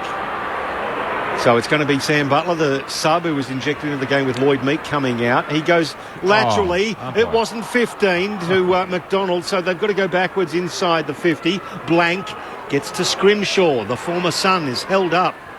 Now he gets it out wide to Weddle. Started well, then just slow down. Took a bounce now here. Ran onto the commentary wing. The left footer floats towards the boundary line. It bounces, pitches just inside. It would have been a perfect kick in rugby league for touch. Didn't have much on there. That's the problem with Hawthorn. They're just getting outworked, outnumbered. Off the bye, unable to find the result on the Gold Coast, the Hawks. Boundary throw in attacking 50 for Hawthorn. Neither Rutten gets a telling tap rope by Humphrey of the Suns. Hand pass Flanders, hand pass Ellis. Clearance Suns, they run it to the wing. Ellis hand passes to Fiorini. Kick towards half forward. Lukosius with 2 to beat. Scrimshaw spoiled and then marked. 2 touches. Second grab controlled, and that is a mark for Jack Scrimshaw, who kicks the ball 20 metres backwards to Eamon. Has the ball spoiled from behind by King. Luckily, he goes back and cleans it up. Scrimshaw hands it to Blank, kicks it to full back. Mitchell marks. They've gone from 70 out at left half back all the way to full back. Now to the outer side, transfer through Bramble to the wing. Brockman flies, can't mark but roves right near the boundary. Still Hawthorn's ball, defensive side of the wing. Hand passes to the running Moore, who's going to take one bounce towards half forward. Uses his right boot to kick to the left forward pocket. Collins in front of Lewis, outmarks him. Not a good entry. And Sam position. Collins, well placed, Matty, takes the mark. And he flares it out laterally to the opposite pocket. Brandon Ellis takes it. Doing a flamingo impersonation. Yeah, he's got the hands going up and down. Just sort of waving that imaginary flame down. He chips it forward to right half back, and once again, Fiorini, disposal number 32 coming up for him with 6 clearances and 4 inside 50s. Question with notice to our experts when we get a moment. So what does this do to change the narrative, if anything, of the Suns? 2 good wins in Darwin. Did we believe? Flogged last week at the MCG. Well, it's the same old Suns, and they come home and win. Is it just vote's not in yet, or did we learn anything? I'll let you think about that for a bit. Jared Witts, the big man, lays the slipper in. Right against the boundary line. No, it wasn't. It was over the boundary line. He was searching for Holman. It's out of bounds on the full. It's going to be a free kick. Will go to Hawthorn, and it'll be to Hardwick yet again. Disposal 37 for him. He's had a lot of it. Kicks it long. Witts gets in the way. McPherson at ground level, toes it forward. Anderson stops it. The handball to the run of Humphrey. Try stopping that kid. Freight train. Kicks it inside 50. It's a tussle between Roses and Seamus Mitchell. Mitchell doesn't win out. Roses toes it off the deck and scores a beauty. That was a great little contest.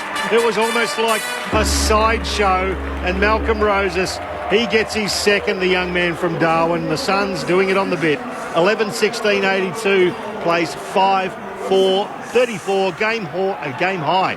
48 points in front of a crowd of 14,242 here at Carrara. Not a bad crowd. That's a good crowd. They just struggle to get out, Hawthorn, and their pressure's too good for the Suns. Very nice goal, though, from Rosie in the end. It was the pressure again. I mean, he nearly could have taken the mark, and he had 5 metres, and then he's just socketed a beautiful left footer straight in. Made his opponent nervous, didn't he, Q? Didn't he, Acker? Once the ball hit the ground, he got lost and was too worried about his opponent. Fumbly. On that question, Q, this is what I expected the Suns to do with their maturity this year. This is the win. I didn't want a 3 or 4 goal win. I wanted a really strong win, and the next 2 weeks are going to be really telling about where they're at. Hence why I reckon they've rested Weller and looking after a bit of swallow down on the bench too, because they've got a really important couple of weeks. Push. Fiorini, clearance from the centre, and Hardwick takes a mark, but he pushed opposite opposing player in Anderson out of the way, so a free kick for Noah Anderson. Yeah, interesting, isn't it?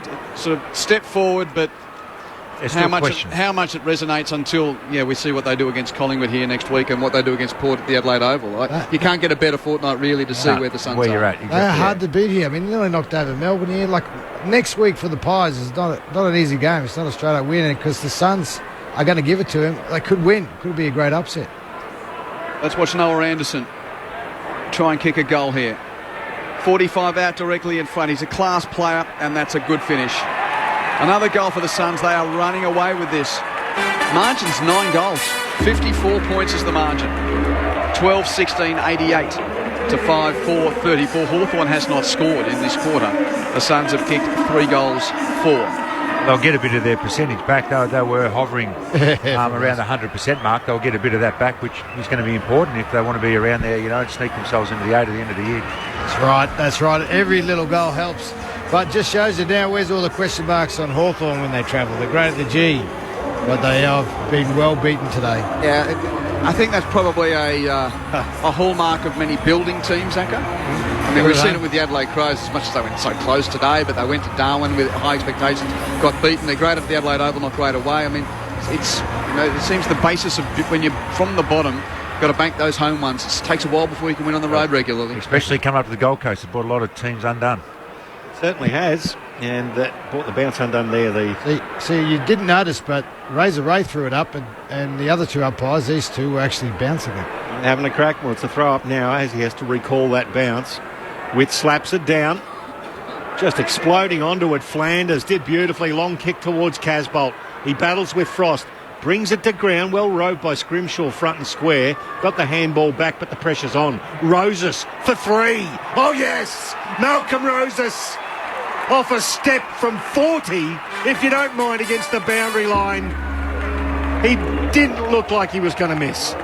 What a beauty. 13-16-94. Plays 5-4-34. 10-goal ball game here. I've got to say, watch out, Matty Promise, but it's great to see, and this is for the young man to kick 3 late in the game, but the dam wall has certainly burst. They are playing too good, and Hawthorn's got no answers. Classy finish. He's got some class around goals, hasn't he? No doubt about that. And if he buys into chasing and harassing, which is hard to do sometimes for these small forwards, he's going to have a long career.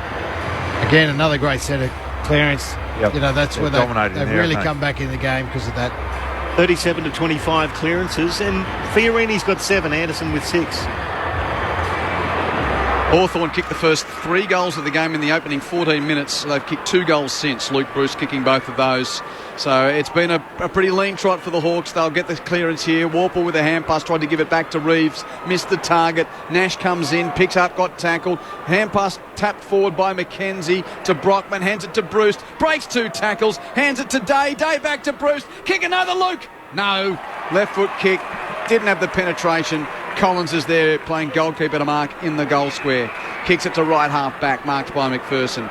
Suns exit to right half back. Hand pass to Fiorini, another stat for him. Long kick towards the wing. King nudges his opponent under the ball illegally.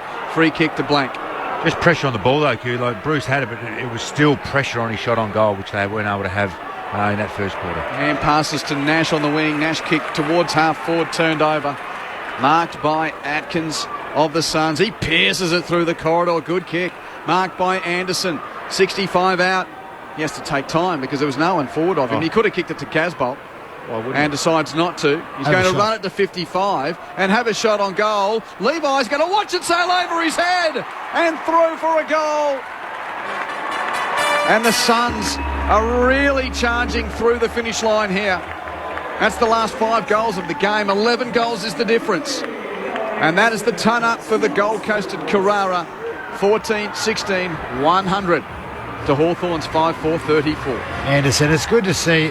You know you're going well when your midfielders are kicking goals. And that's what he did. He's a class player. He's had a great year, Matty Primus. But in the end, he could have got it earlier. To Levi was 1 out.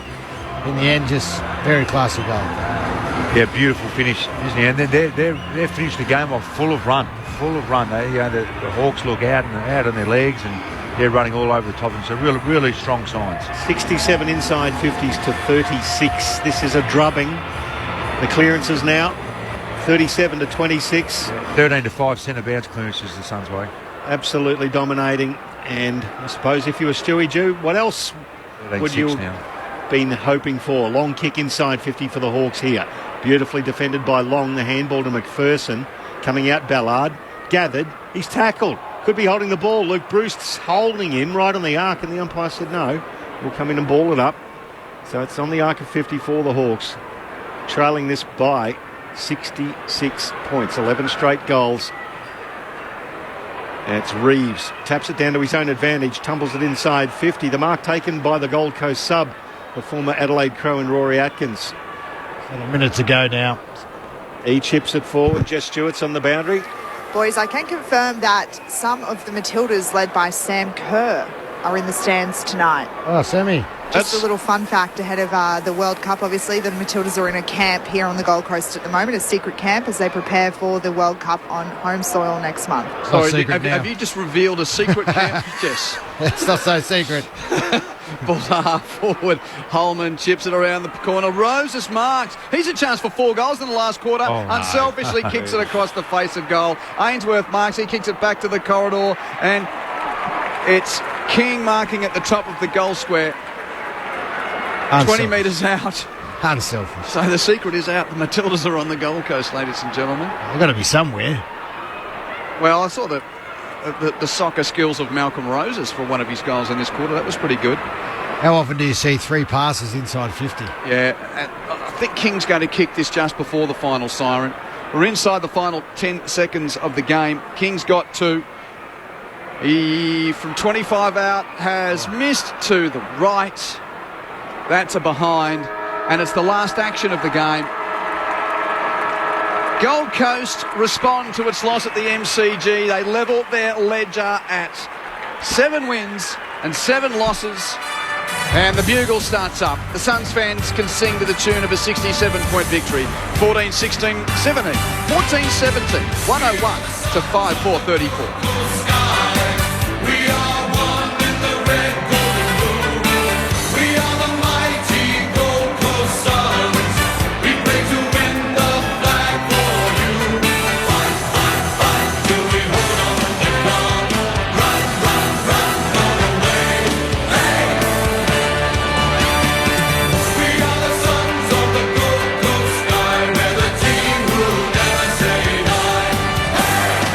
The Hawks kicked the first 3 goals of the game in the opening quarter hour, but really struggled after that point. Still went to the quarter-time break with a 7-point lead, did Hawthorn. Gold Coast kicked 2 goals, 8 to 3 behinds. You know, a lacklustre second term. Gold Coast by 10 at half-time. Blew it open in the third term, led by 32 at the final change. And then 5 unanswered goals to the Suns in the final quarter. Gold Coast 14-17, 101. Hawthorn 5-4-34.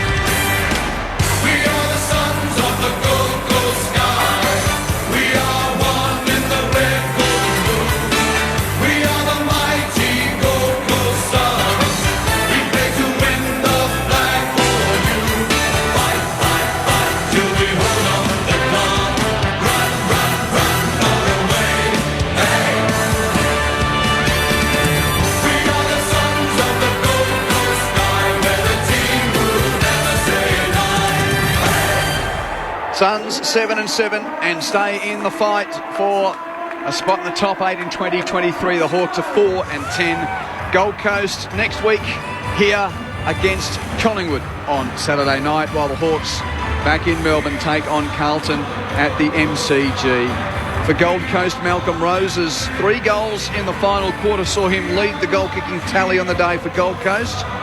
2 goals for Jack Lukosius, 2 for Noah Anderson and 2 for Ben King. Single goals for Brandon Ellis, Nick Holman, Ben Ainsworth, David Swallow and Jared Witts. And the Hawks 5 goals, 2 for Mitch Lewis early, 2 for Luke Bruce late and 1 for Dylan Moore in between. Pretty comprehensive scoreline in the end. 67 points is the margin. Among the highlights in the pre-game, we'll get to Jess Stewart down in the rooms.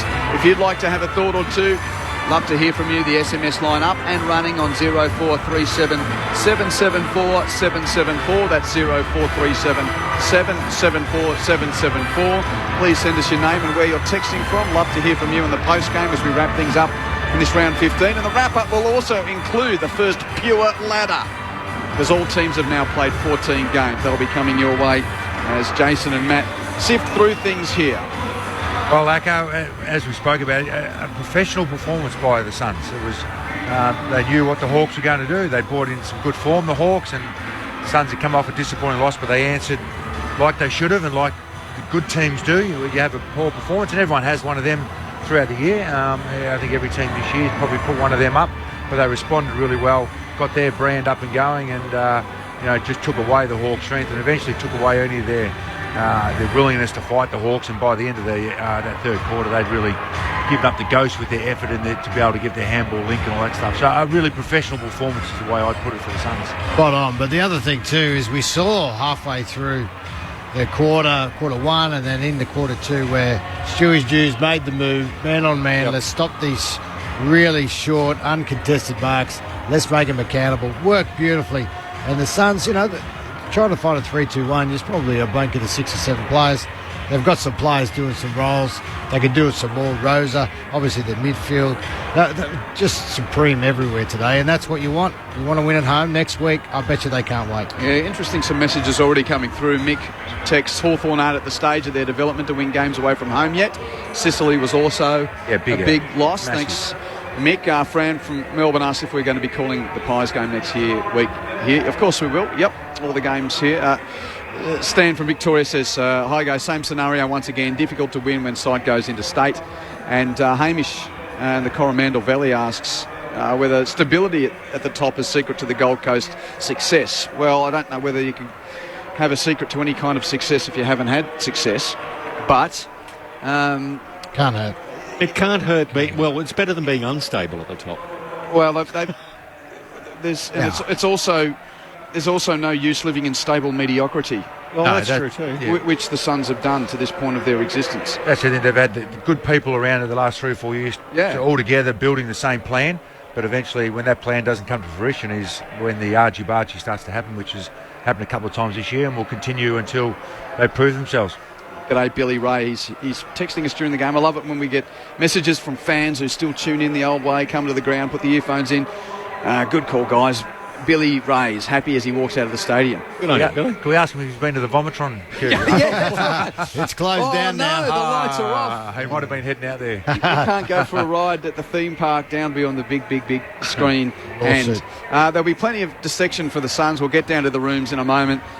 What have you got to say to Hawks fans after the promise of what was delivered against Brisbane at the MCG before the bye? Well, that's what you get when you're young teams. You have some great wins, you have some floggings, and then you have some ones where you just lose like they've done quite a few times, and there's hope. You can see what they're trying to build. You can see some young players shine, and they haven't got many old heads out there, but a couple of those guys Bruce is playing his role down forward, Impey's doing his stuff down back, but you can see where Sam Mitchell's going, and then to see him come down during the third quarter and just coaching there, they're on the right path, and they've got a plan in place, and they've put that out there so everybody in the football world knows exactly what they're doing. And when you know exactly what you're doing, you can handle the ups and downs that a young squad's going to give you week in, week out. 68 inside 50s to 37. Yeah. 68 to 30. Do you know the number? The number is no one's ever lost over 65 inside 50. No, that team never loses. And it's what you do with it when it gets inside 50. Statistical fact. Statistical fact. If you get it inside 50, 65 times, you never lose.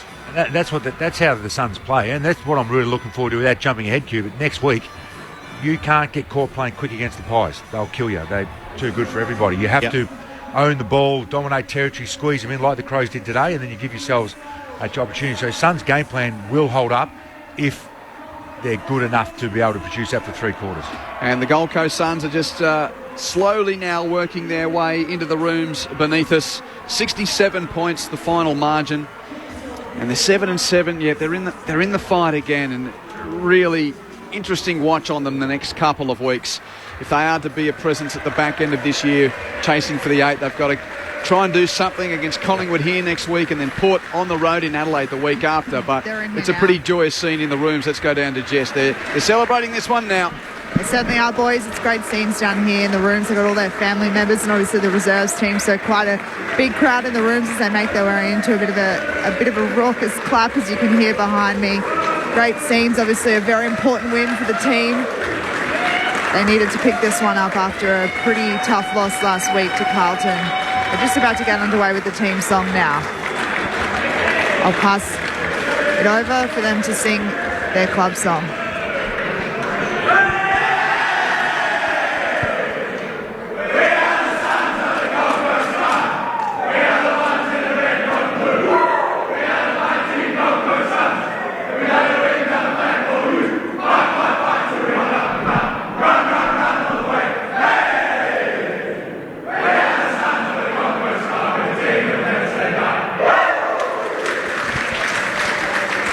We'll stay close, Jess.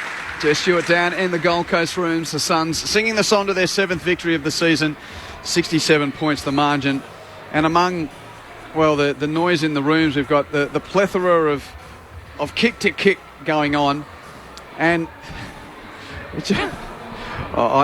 word pictures are always the art of what we do and telling the story. There was 2 security guards in the centre circle, and there's a rope around the centre circle.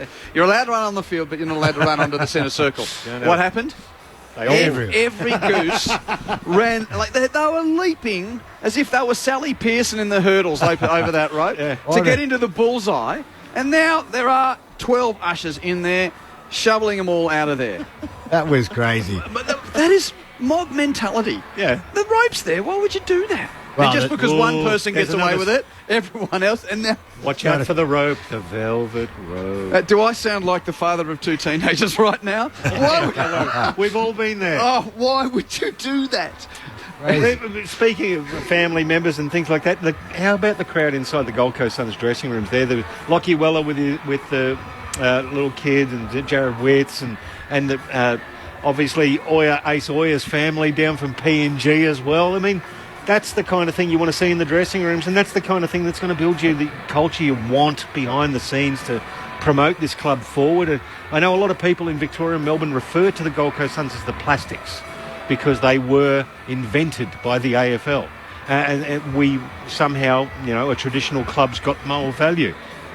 This is the kind of stuff that forms the tapestry of a club, and we've watched them flounder, we've watched them do a few things, but they're trying their guts out to get it right, and some good people are working behind the scenes. Yeah, and that's why the narrative is so distinct for this footy club, Matt. I sound like a broken record, but at this stage of where they're at, when you look at the list development, I don't think getting to the finals or even winning a final is a pass mark. It's actually being a relevant part of the conversation until the last week of the home and away season. Whether they get there or not, we know things can happen in footy, Matt, but they have not in their history since 2011 ever been a real player in the shaping of the 8 the last month of the season. Surely they've just got to actually be a part of the conversation before they can be at the head of it.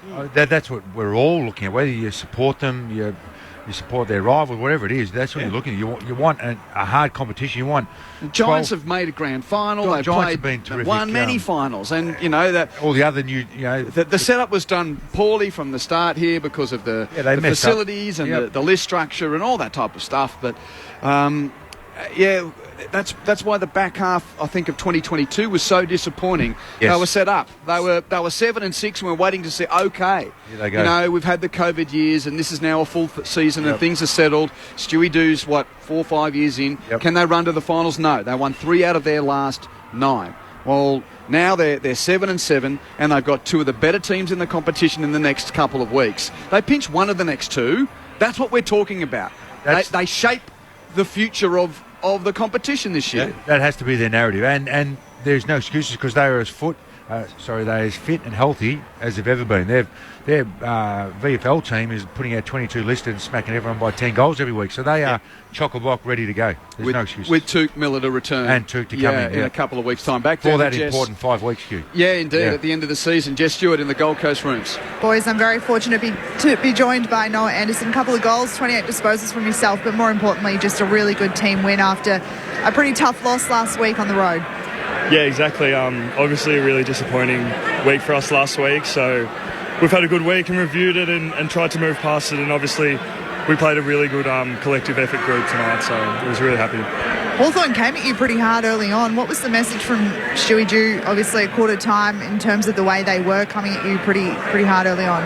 Yeah, we just had to respect their pressure. Obviously they're a high handball team, so we had to press up on them and try and force the forward half turnover, which we did in the second quarter. I think we had our best number for the year, so that was really pleasing that we were able to adjust to that, and it was good. I'll pass it to the team upstairs. No, it's Quentin Hull here. I just want to ask firstly about when the switch was made to try and change the way you were defending Hawthorn's lateral and spreading ball movement, because it seemed once you got on top of that, you got on top of them. Yeah, exactly. Obviously they did a really good job of that in the first quarter and really owned the corridor on us, and that's something that we looked at during the week, but couldn't quite control in that first quarter, so we just had to be a little bit more diligent with our offensive patterns and make sure that we cover off where they were. And as soon as we tightened that gap on our opponents, then we were forcing them into some rush decisions, and then on the back of that we were able to turn the ball over and have shots on goal. So that's what the change was. And I'm wondering, among the review, was it purely tactical when you look back at last week at the MCG, or was there, were there leaders that stood up and there was some soul searching and said, come on boys, we worked hard for some positivity in Darwin, it's been wiped away now, what do we stand for? I'd love to know how that was worked through in the group.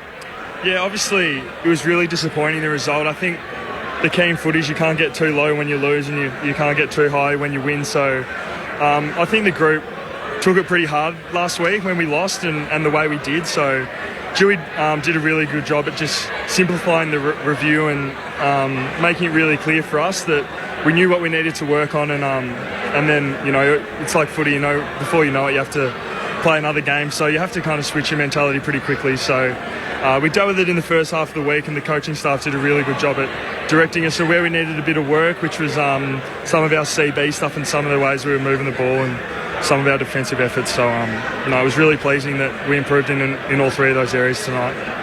I was just about to ask about your centre bounce. Last week it was disappointing, which is probably the first time for the year that had been an area of concern. Did you do much work on it this week, or was it more just about, hey, we got our positioning wrong and those sorts of things? So you were enormous. I think it was 13-7 in there tonight, and a good scoring source for you also.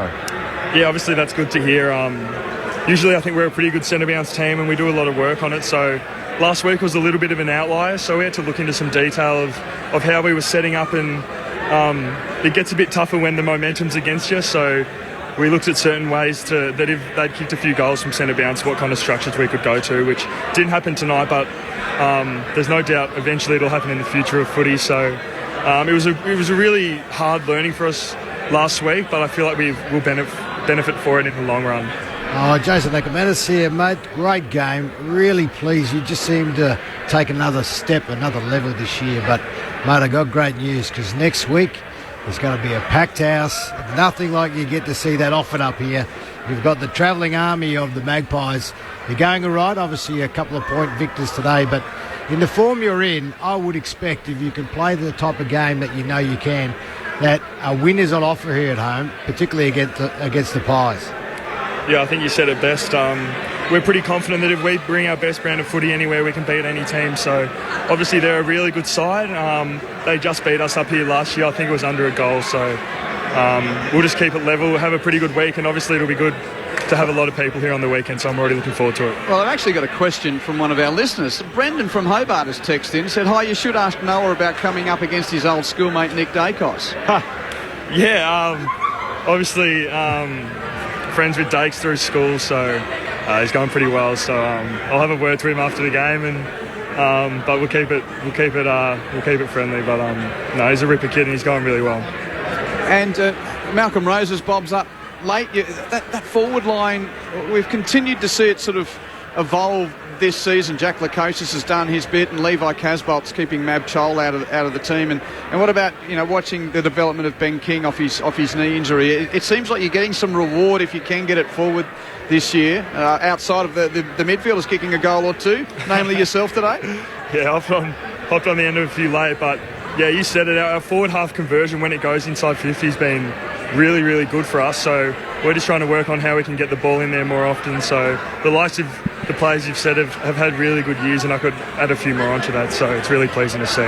Noah, Michael Price, I just wanted to ask you, obviously one of the big targets, yourself and Matt Rao have a target on your back in the middle of the field, and you've been, I suppose, carrying that load, but it seems to have evened out a bit today. Braden Fiorini with 35 touches, 7 clearances. How important is it to improve the depth of the strength around you, mate?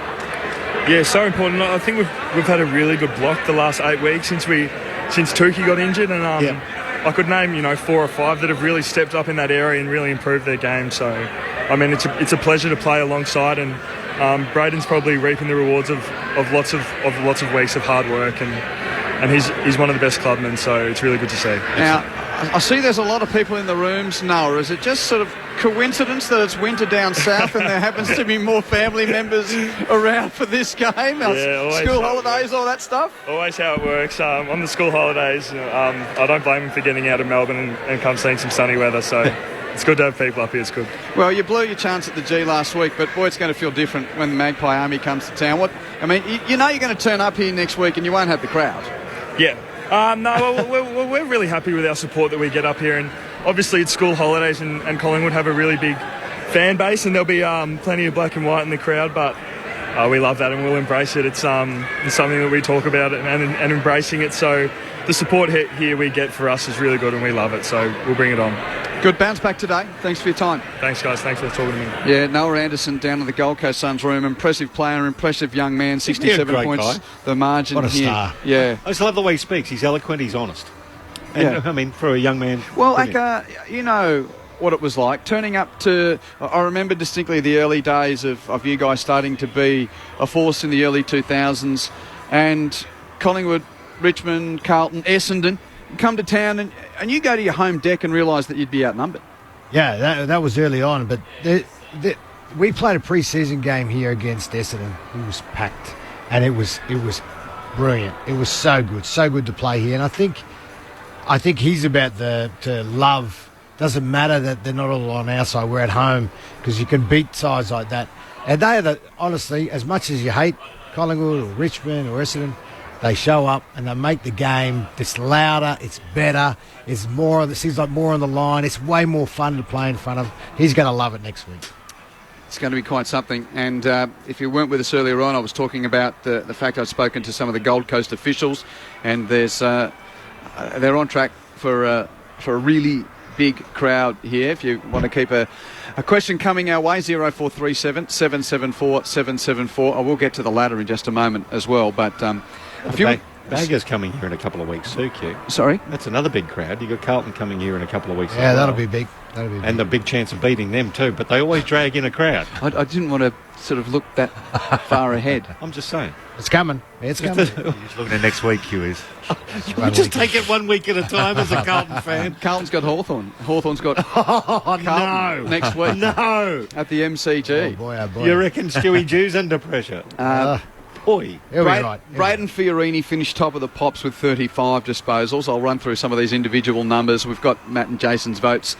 Just scouring the rooms. We'll see if we can get some more interviews from down there. But 35 disposals for Fiorini, 14 contested disposals and 7 clearances. Just to reiterate those numbers that Michael was talking to Noah about. A very good day for Braden Fiorini. Anderson himself, 28 disposals, 11 contested. 27 for Ainsworth. 27 for Flanders, one of his more prolific games. 13 contested possessions as well for Sam Flanders, coming back into the team. So he's been out, comes in and makes an impact. That's the kind of thing that selection committees love when they see they make a few changes and the players coming in add to the output of the team. 25 for Darcy McPherson, 20 for Matt Rowell today. And in front of goal, Malrose's 3 goals, 2 for Lukosius, 2 for Anderson, 2 for King. As far as the Hawks are concerned, Blake Hardwick, 38 disposals, but only 10 contested possessions. So look, here's the halfback cheapies, and I'm not saying that with disrespectful, but these are what you were talking about. Where were the midfielders winning the numbers, Matt? Yeah. 38 for Hardwick, 31 for Scrimshaw, 29 for Impey, 29 for Day. So you're leading 4. Playing the back 6, the first midfielder on that list is James Warple with 28. Yeah, and that's you look at. We said the inside 50, 68 or 65 or whatever it was. That the ball was down there a lot, and the way they moved the ball and possessed the ball. And then you've got Connor Nash, who sort of floats a bit down back anyway next with 24, and Seamus Mitchell down back with 24. So as far as the prime movers, what's the use giving the other numbers if you don't give the up? So Newcomb's had 20. Warple, 28. Who else played around the middle there? Nash. Yeah, Nash, what did he have? Yeah. He had 24. He had 10 clearances. He's a bit of a beast in that regard, but 54% efficiency but you see for those disposal. So he's under a lot of pressure getting there. A lot of the the ball that they got out of the midfield, their disposal efficiency's right down. It's the disposal efficiency of the defensive players that was up. It doesn't matter if they get lots of touches, it's what they do with it. And if they're very efficient, well, that's okay. But as we saw today, the Suns did stifle them, suffocated them in that second quarter and got the game on their terms. And it's really hard for the Hawks to get back in. Well, 67 points, the final margin, and Hawthorn had 18 more touches at 385 to 368. That's the way they play. Yeah, contested ball was 127 apiece. Clearances, Suns by 9 at 37 to 28. Tackles, Hawthorn 45, Gold Coast 40, and that inside 50 stat again to reiterate, 68 times inside to 37 for the Suns. So what's that? 65's the magic number, Racco. An AFL team to this point has never been beaten if you get the ball inside 50. Never, not once. No one ever gets beaten. Or not yet. Not yet. Everything's a not ever. It's a not it's just yet. the number, 65. Yeah. 65. Back down to Jess in the Suns rooms. Sam, obviously a really important win for the boys. Big game up next week, but firstly, how important was it to get that one on the board today? Yeah, super important. You know, we were under the pump coming out of last week. It certainly wasn't the display we wanted to come out like that. A bit of an arm wrestle early, and then to kick away, it was just showed really good maturity from the group, and we're looking forward to taking that energy into this week. How excited are you for this game that approaches next Saturday afternoon? I guess you could say the twilight match with the Pies coming up here. After the performance and the way you finish the game, it takes good momentum into that match next Saturday night. Yeah, absolutely. You know, Collingwood are going well, and it's probably a bit of a similar style to how the Hawks tried to play today. So I think it's a good game to have leading into the Pies. But yeah, we're super excited to be back at Heritage Bank. So hopefully there's a lot of fans here and a lot of energy next week for the Pies, because we're certainly up for the fight. I will just throw it to the boys quickly upstairs. I know you haven't got long, Sam, but can you explain what was different the way the ball came into you today compared to last week? Yeah, I just think there was a bit of a predictable angle for the defenders to work on, this week. And, you know, early on in the game, they kind of got us out the open side, and we really tightened that up and kind of tried to send them back down the line. And, that's, as defenders, all we ask is a bit of pressure on the ball and a good angle to work with, so we don't have the whole 50. But there were lapses all across the board last week, and I think we really took a step in the right direction to rectify those this week. Yeah, and I asked the same question of Noah Anderson. What was it about the review that stuck with you, that made you have confidence that last week will be looked back on as an aberration rather than another start to a poor second half of the year? Yeah, I just think it was the body of work in the lead up to last week. You know, we had a really good month of football. We had the 2 wins in Darwin, and we were really trying to start and hit our straps up there, and just before that. So certainly wasn't the game we want, but it wasn't necessarily the review of the Carlton game. It was just the body of work that we had before and the belief we had from that. And as I said, they're really important to come out and play the way we did today. Is Dewey smiling down there? Can't see him, but I reckon he'll be smiling tonight. Yeah, absolutely. We'll get back to him, mate. Yeah, good on you. Thanks, Sam. Sam Collins down in the Suns room, and well done to Jess getting a second chat. They're off to do their review and obviously sift through things. But it's a narrative that, and I use that term. It's a storyline. It is the journey of this football club that continues to be asked. Is this the coach to take them to the point of football where they need to be? And that point is simply relevance when it comes to helping shape a season. And is Dewey the man? Oh, I think that question will be asked. 1.5 seasons now left on his contract after that extension late last year. It'll be asked when we finish round 23, 24, whatever it is, the end of this year. Of, hey, they've got in, they've just missed. Who's available? And it's a big decision, because this list is cherry ripe for either him or somebody to take it to the next level, and they have to, the board and whatever, have to As decide. you said, Matty, we watched the VFL today, and the Box Hill Hawks got absolutely pantsed by the Gold Coast Suns, who are leading the ladder in the VFL. They play with 20 AFL listed players every week, so they're cherry ripe. They've got that depth ready to pick. And again, you can't just keep trying to, get strong trees out of little germinated roots, because you look at the players that were on the Suns list that are elsewhere. There's a dozen of them that are really important senior players at other clubs in the competition. And you imagine if they had stuck. It's not like the recruiting's been bad. I mean, you can't coach if you don't have cattle. Well, that's where I look at the decision of who's going to take them forward over the next 12, 24 months is important, because everyone talks about all the players that they've lost, all those players stayed for their second or third contracts. Yes. They then got to 25. So let's say in 3 years' time, Ben King's here and he hasn't played finals. What's he going to do? Well, see you later. So they stay here, but it's when there's not the success after year after year. It's not as if all those players came 3 years and then left. They all stayed for a fair journey. It's but the then Stephen May, the Tom Lynch's, Dion Prestia's, Jago O'Meara's, all of those guys. I think Caddy was the only one who left straight away. The rest put hard work in and said, hey, this club's not built the right way. As you were saying, Q with the Roots, I'm out of here. And they've had success with other clubs where the next 2 years is going to be important because Anderson, Rowell and King, let's say those three, they will look to go somewhere else if they haven't played finals in 3 years' time. And no one blames them. And the thing about it these days, it used to be a problem for the so-called outer rim clubs, Brisbane, Gold Coast, Greater Western Sydney. Even the Swans had some problems early on. I remember Anthony Rocker going home, Shannon Grant going home. And Jace, even your successful group, you guys took unders and stayed in Brisbane because you had a great culture and you wanted to win some more. Yeah. And we see even guys at Melbourne clubs, if they're from Western Australia or South Australia, wanting to move back now. Jason Horne-Francis is at the top of that conversation right now. So it's pretty hard across the board if you're not winning to keep guys away from family and loved ones. Friends, exactly right, Q. But the Suns have had to do it with a bigger group than anyone else outside of the Giants. And an outpost. It's not a football environment where, Perth, Adelaide, they're football environments. So it's a little bit easy to hang on when you're going through a rough patch because it's still a footy environment. Up here it's not, and young men want footy environment. So a really important 12, 24 months, but that's more for the people up high to be aware of. This is a really important 7 or 8 weeks for the Suns. And I say, like you mentioned there, Q, when no one ever, when I stand up like on the weekend and do a speech, they never go, Jason Ackermanis made $2.1 million a year. He took unders to stay there. No. They talk about the premierships. The money doesn't matter. That's what these guys will want to see, and that's why they'll stay. Only 2.1 Acker.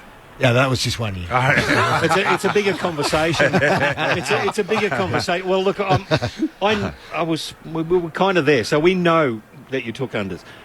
But what about the players who want to go home, but they're demanding $750,000 a year, like your Rankins of the world, to go back to Adelaide? Well, you get a club to pay it. You get a club to pay it for sure, but are you going to win a flag? Well, if you can't fit that many $750,000 players in your list. No, and the scary thing is, and apparently the 3 young guys live and playing footy here are going to get drafted at the end of this year. Pretty good players also. Academy boys. There's another there's some Gold Coast boys coming through too. So don't worry about that. Gold Coast have won by 67 points. Quentin Hull, Michael Price, Jason Ackermanis and Matt Primus sifting through things here. Suns 16-17, 101 to the Hawks, 5-4-34. That after Collingwood defeated Adelaide by 2 points in another thrilling Collingwood MCG game. I mean, whether they're at the G or elsewhere, they're a thrill a minute under Craig McRae. They have been outstanding for the competition, and Pies fans, well, may they pack this place next week because they're worth watching. 12 goals, 10, 82 to 11, 14, 80. Now, can I have where's the buglery do? I need a fanfare for our first pure, and I say pure in the sense of the word that, well, at least everyone's played the same number of games now. The first ladder where everyone's played the same amount of games for a number of weeks. Collingwood, 12-2, 132% on top of Port, 12-2, 119%. So the top two have got a 2-game break on third-placed Brisbane, 10-4, 40 premiership points and 121 their percentage.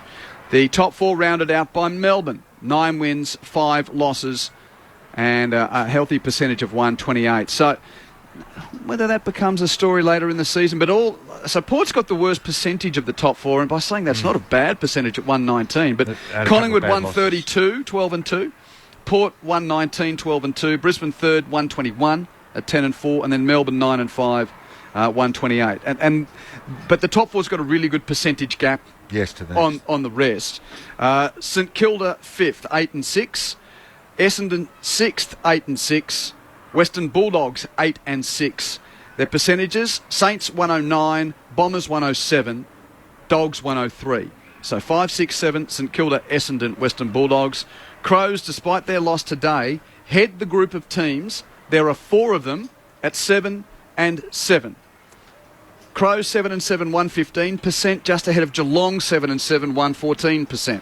Suns are 7 and 7, 100%. So good jump today, percentage-wise. yeah, whatever they lost last week at the MCG, they've got back today. And then the Dockers, 7 and 7 and a 97%. So at the moment, a 50-50 record gets you inside the top 8 if you're the best of the percentages, which is the case for the Crows, 8th. And then 9th Cats, 10th Suns, 11th Dockers, all with the 50-50 win-loss record through 14 games. Then we've got Richmond. Still in the fight, yeah? Yep. Still in the fight. 2 points outside the 8. The rejuvenated Mini Maqualta Tigers. Remember, were you here with Pricey when Mini Maqualta called a couple of seasons here? No, but I've met Grandstand's Andrew. own Andrew Maqualta, who spent a season or two after playing for the Suns in this box, calling with us. 6.5 wins, 26 premiership Big game points. next week, Thursday night. Against the Brisbane Lions. We'll be there, yes. Then Sydney, the beaten grand finalists of last year. 171-point victors takes their margin to their percentage to 113%. Like, that's how important last night was. It was 84% or something, I think it was heading to. Yeah. So I remember, was it in the... Yeah, it was around 86 or 87. Sydney kicked more than 200 points 3 weeks in a row at the SCG. Wow. That was all the way back then to when, they were really... Right. So that was one of the sort of memories of the Swans absolutely pulling the Eagles to part last night. So they're only a win outside the 8, the Swans, And they're not in going 13th. back. The Giants are a win outside the 8. Their percentage is 97, though. They're 6 wins, 8 losses, but I was lucky enough to call the game last week down on the showground. They're looking good. They're getting healthy now. They've been injured all year. This is a really great race for the bottom part of the 8. Blues, 5.5 wins, 22 premiership points, so they're still only a win and a half outside the 8. And then I think we probably draw the line there. Hawks 4 and 10, North 2 and 12, Eagles 1 and 13. Eagles percentage, by the way, is 47.3. Fitzroy fans are actually looking at West Coast Eagles saying, how good are they? Well, so after the bye rounds, shocking. Dare we say there were still 4 spots in the 8 up for grabs? Yep, it's going to be tight. And don't forget... And things can happen. Like Pies Port, sorted. I mean, things that have to go incredibly bad for the Lions and the Ds. But you've only got... So we work around sort of 50-50 win-loss to try and get in. But there is the one extra round this year. So 5th, 6th and 7th are 8 and 6. 8, 9, 10th and 11th are 7 and 7. And then you've got all the way down to the Blues, who are less than 2 games outside of the 8. Well, I'll tell you what's going to happen, Q. Remember last year, there'll be a team in that 4 who will go on a streak and lose maybe 1, maybe 2 games. In the top 4? No. That's fighting for the 8. They'll have a run because you noticed last year the Swans, I think... Who would you pick? At the moment, well... Matt's saying Geelong. The Cats have got five games at home. Yeah, to finish they're handy. Yeah, very handy. And they'll get percentage, and they'll win them. They should win all of them. So look out. But last year the Swans and Geelong were like 12 or 13 in a row. Amazing back half of the year. So this is when when the whips are cracking. This is when teams can start to move into their own and get the form coming into finals. Who's the most likely to drop out? I keep thinking St Kilda. I keep thinking Essendon. Oh, yeah. Just the way they play, it's hard work, but they keep, they have like the game of the weekend, a poor loss, but then they bounce back and this have is a why couple of wins. Like, Crows fans will be hurting so badly today. Massive. Yeah, they could have pinched that one today, and they should have been Collingwood at home earlier in the year too. Yes, they twice stung, shot themselves in the foot by the Magpies. Yep. Yeah, I mean. Yeah, I haven't looked in depth at the so-called kindness or hardness of the draw for all of these teams. But you've got what a wonderful storyline. The defending premiers and the team beaten in the grand final fighting to get last year. They're not inside the 8. Yep. Wow. They're not inside the 8 after 14 rounds. No guarantees. Is that the even as much comp as we we're all beyond, we're a little bit beyond Yeah. halfway. It seems like that we start the run to the finish once we get through the bye rounds, and everyone's back to that. Yep, okay, we can see where everyone's lined up before the full rounds of footy. I think Essendon have West Coast and North though still to come. So that's where the draw comes into play. You imagine you're getting West Coast on the back end of the season after what they're producing already. That's a massive swing in what Sydney's done. And the sad thing for West Coast fans is, you reckon that what Sydney did last night isn't going to be seen by every other team with those percentages around fighting for the 8? If there is a feast to be had, Acker. Boy, the AFL can be cruel at the back end of a season. Absolutely. Especially when they're absolutely. Home. And every win, when you get on top, if you're a coach, you'd be saying, guys, keep on it. It's going to matter. Every goal, every shot is going to matter. It's going to be close. And this is the whole idea of the whole of our system, equalisation. You bring the bottom up, with the top down, and now they're all squeezing in. This, I did think before the season started it's going to be one of the most competitive seasons, and it's turning out that way. The guys at the top, they should stay there, but this 6-7 teams could easily come down to the last round. And it gets away a bit from this discussion here, Q, but in the VFL this year, they're brought in the wild card. So 7th plays 10th and 8th plays 9th. For the last purely to keep, they're trialling it, like they do in VFL, to keep the season alive. But this year it's going to go down to the wire, I think. But rather than it petering out the last round, imagine if you're going in and you have that availability too. So that's something that the playoffs wild card down the track, no doubt. I love it. I think it's a brilliant idea. If we're going to take anything from American sport, I love the wild card in the playoffs idea. So there's not only the fight to get to September, but then at the pointy end, Matt, you've been there, Jace, you've been there, the interstate club that needs the one-hit mission to the MCG. If you're Port Adelaide, you're thinking, boy, wouldn't it be nice not to go to the MCG until the last game of the season? And we see Brisbane closely. You look at the Lions' terrible record at the MCG outside of their win against Melbourne in the finals last year. I use the somewhat analogy of if you're a Port Adelaide, if you're a Brisbane, and you've got regular MCG tenants like Melbourne and Collingwood, and you've got to try and get past both of them to win a flag. It's like if you're a men's tennis player back 10 years ago, you might beat Nadal in the semis, but can you get past Federer in the final? Or in women's singles tennis, you got through Venus in the semis, and you got to run into Serena in the finals. So, and this is a real thing for Port and Brisbane. Huge. And that battle for the top 2. Well, we're talking about the battle for the Suns to get into the 8 and stuff. Brisbane and Port, they're going to play finals, but no one cares. It's about what they do in the finals. The pressure's going to be on. Bit different, I think, for your old life. Kenny's been under the pump, and he's proven again that he's responded, and the team's playing great footy. I think probably Brisbane more so pressure on Brisbane in that regard. No doubt. What's a grand final is probably acceptable. Look at the pressure Geelong were under over so many years. So just being at the edge, at the edge. They're hard things to win, these premierships. Hard to get to. To start with. Malcolm Blight tried for many years, and then Bomber Thompson got there and led them to the Holy Grail, and it's been the trigger of one of the amazing club eras of recent times. I haven't got the votes from you guys. Matty's got them. We Gold Coast 14-17, 101. Hawthorn 5-4, 34. 67 points the final margin. Matt Primus and Jason Ackermanis chatting through things with Quentin Hull and Michael Price here. The votes.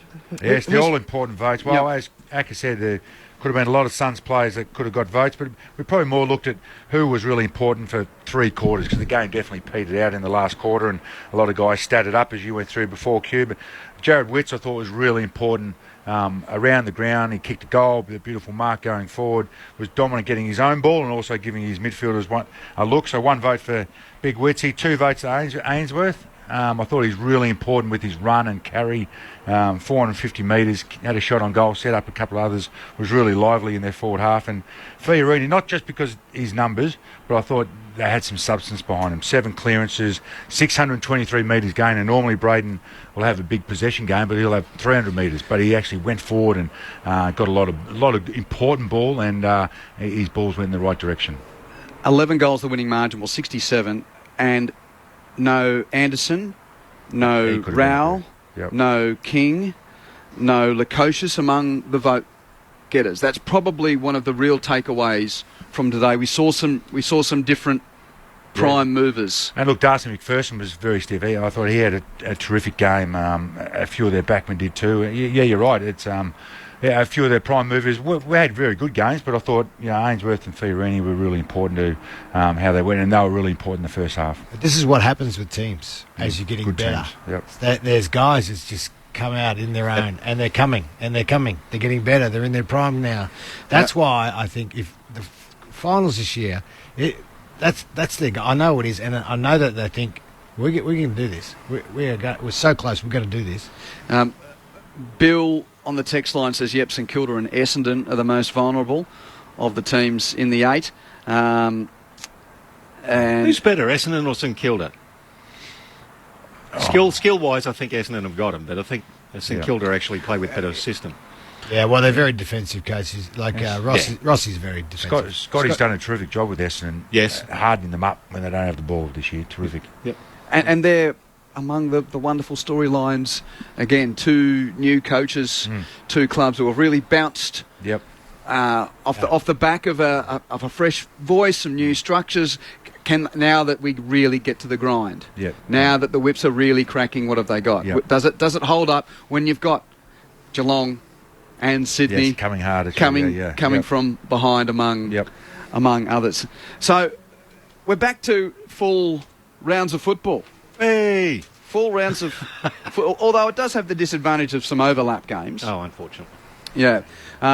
We'll be in action on Thursday night. Brisbane taking on Richmond at the Gabba. So that starts the round. More Thursday night footy for next week? Round 17, round 18. Love Thursday night. Yeah, I only got 3 more weeks of Thursday night footy, Jason. That'll do. 3 more weeks. And then too much footy's barely enough, Acker, isn't it? It is. Yeah, so Thursday's good. I don't think we'll go through all of the games, but obviously, Tigers and Mini McQualter, can they come back to the scene of the crime of Tom Lynch grand final. Missing sort of goal? What? No, point. The semi. No, point. From last year. What a decision. That's right. Yeah. What a decision. So that'll be replayed a few times this week. Sure, among all the intrigue of what we've just set up, what beats Friday night footy at the SCG with Sydney playing Geelong and Geelong having ripped every feather off that carcass of the Cygnets when they went to Cardinia Park earlier this year? They flogged them. Yeah. They did. Yep. And Sydney's just won by 170, and Geelong was ultra impressive getting past Melbourne in the last. Well, they left it till the last quarter, but then they burned them in the Massive last quarter, huge, wasn't it? So, important game. Yeah, as a John Longmire, that'd be a bit of bruise-free footy, Sydney. You come out of that with a great win, but geez, how tough was it? Has it set us up for a real tough game against the Cats on a small oval? That'll be an interesting game, that one. Yeah. 8-point game, Dogs v Freo at Docklands. At Docklands, yeah. Crows have just got to do the business and beat North Melbourne at home if they are to do their thing. And then the Suns, everyone's going to be watching and say, okay, can the Suns prove something by playing at home against Collingwood? Because it's Collingwood, rightly or wrongly, the matter of how it's done, why it's done. If the Suns can do something against Collingwood, the competition will make it mean something. And it probably will mean something. And people take notice, Q, as you said, they become relevant. When it's Collingwood, people take note. Essendon versus Port. Essendon at home at the MCG. That's an important MCG game for Port after their MCG experience earlier this year against Collingwood. Yep. So that's a good game. And then Hawthorn, Carlton, that's, we were saying Hawks are out of the fight. Carlton are a win and a half outside the 8 if the Blues lose that one.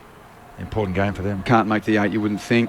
How good are the Giants? They've got to go to Alice Springs to play Melbourne. Oh, that's a tough assignment. Yeah. Tough assignment. For both teams. The Giants are coming. And then it's St Kilda that goes west to try and feast this week. Well, there you go. All of a sudden... And talking about percentage. Yes. How do you sell that as a coach, Matt? It's when you don't want to get ahead of the game. We need to win by 20 goals, boys. Go, fill your boots up. Definitely Ross won't do that. But it'd be, I think, in the mature team, you'd have that conversation. Hey, boys, yes, we're going to win this game, but understand, put the ladder up and all those sorts of things. And, we're not going to go out here and have shots from on the boundary line and all those sorts of things. We've got to still play in the right manner, but a good win is important to us. And not being disrespectful at all to West Coast, but boy, we've asked for a continued response from them. We just wonder whether we're going to find one at home. They've had a couple of decent home performances, Yeah. But again, those decent home performances have been 9-10 goal defeats. Yeah, they're so. Yeah, they're legal. Unfortunately for West Coast, it is now a part of the storyline of this season, particularly after yesterday's embarrassment. That the chase for the 8 is so tight. Yeah. It's going to be. There's not going to be many teams unless you're top of the ladder at the back end of the season and you want to cruise a bit. I don't know whether the Eagles have got. Collingwood or Port or those types of teams. It's a question without notice, though. But why? Are you going to give a question without notice when I've got 90 seconds to wind up the broadcast? Question: how are you getting home? That's what I was going to ask. I got a car. Thank you, Michael. Thank you, Q. Acker's got a taxi. He loves his taxis. Long taxi. I'm off to Japan tomorrow, boys. I'm off for 10 days to Japan, so I'll see you when I come back. He must have got Won't good see you at cash the on the Gabba on weekend. Thursday. No, I'm away. Okay. You're going to miss the game. By the way, you've got a Waganya Lions hoodie on now. They gave you got a $1,000 cab ride and a hoodie.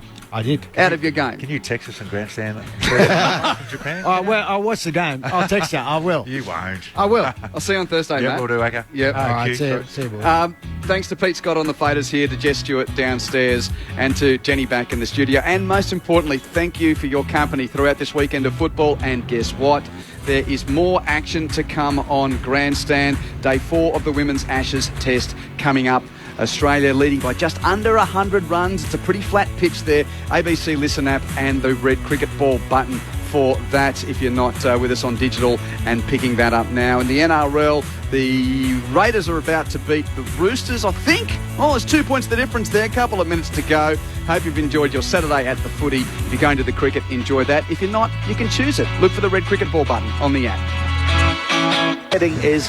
I'm getting a certain degree of concern and despondency from the England camp, and I don't think it's necessary. With Australia leading by 92 runs, there's 180 overs left in this game. The onus is going to be on Australia, Alex Harley, to make the running. Yeah, look, Australia are in total control of this game. England, the way they bowled yesterday wasn't good enough. They'll know that. But they haven't lost this test match through bowling badly for that hour last night. What they have done is they've given Australia the advantage, but cricket's a funny game. They can quite easily turn that on its head. As Catherine said, 1 wicket might bring 2, 3, and then you're back in it. I couldn't agree more. And, if necessary, a patient waiting game. For Australia, well, if yesterday was the day for Tammy Beaumont for Australia, today could be the day of Phoebe Litchfield, who is quite the player. And she starts on 41, but if she can see through that first hour, she could herself get on this break.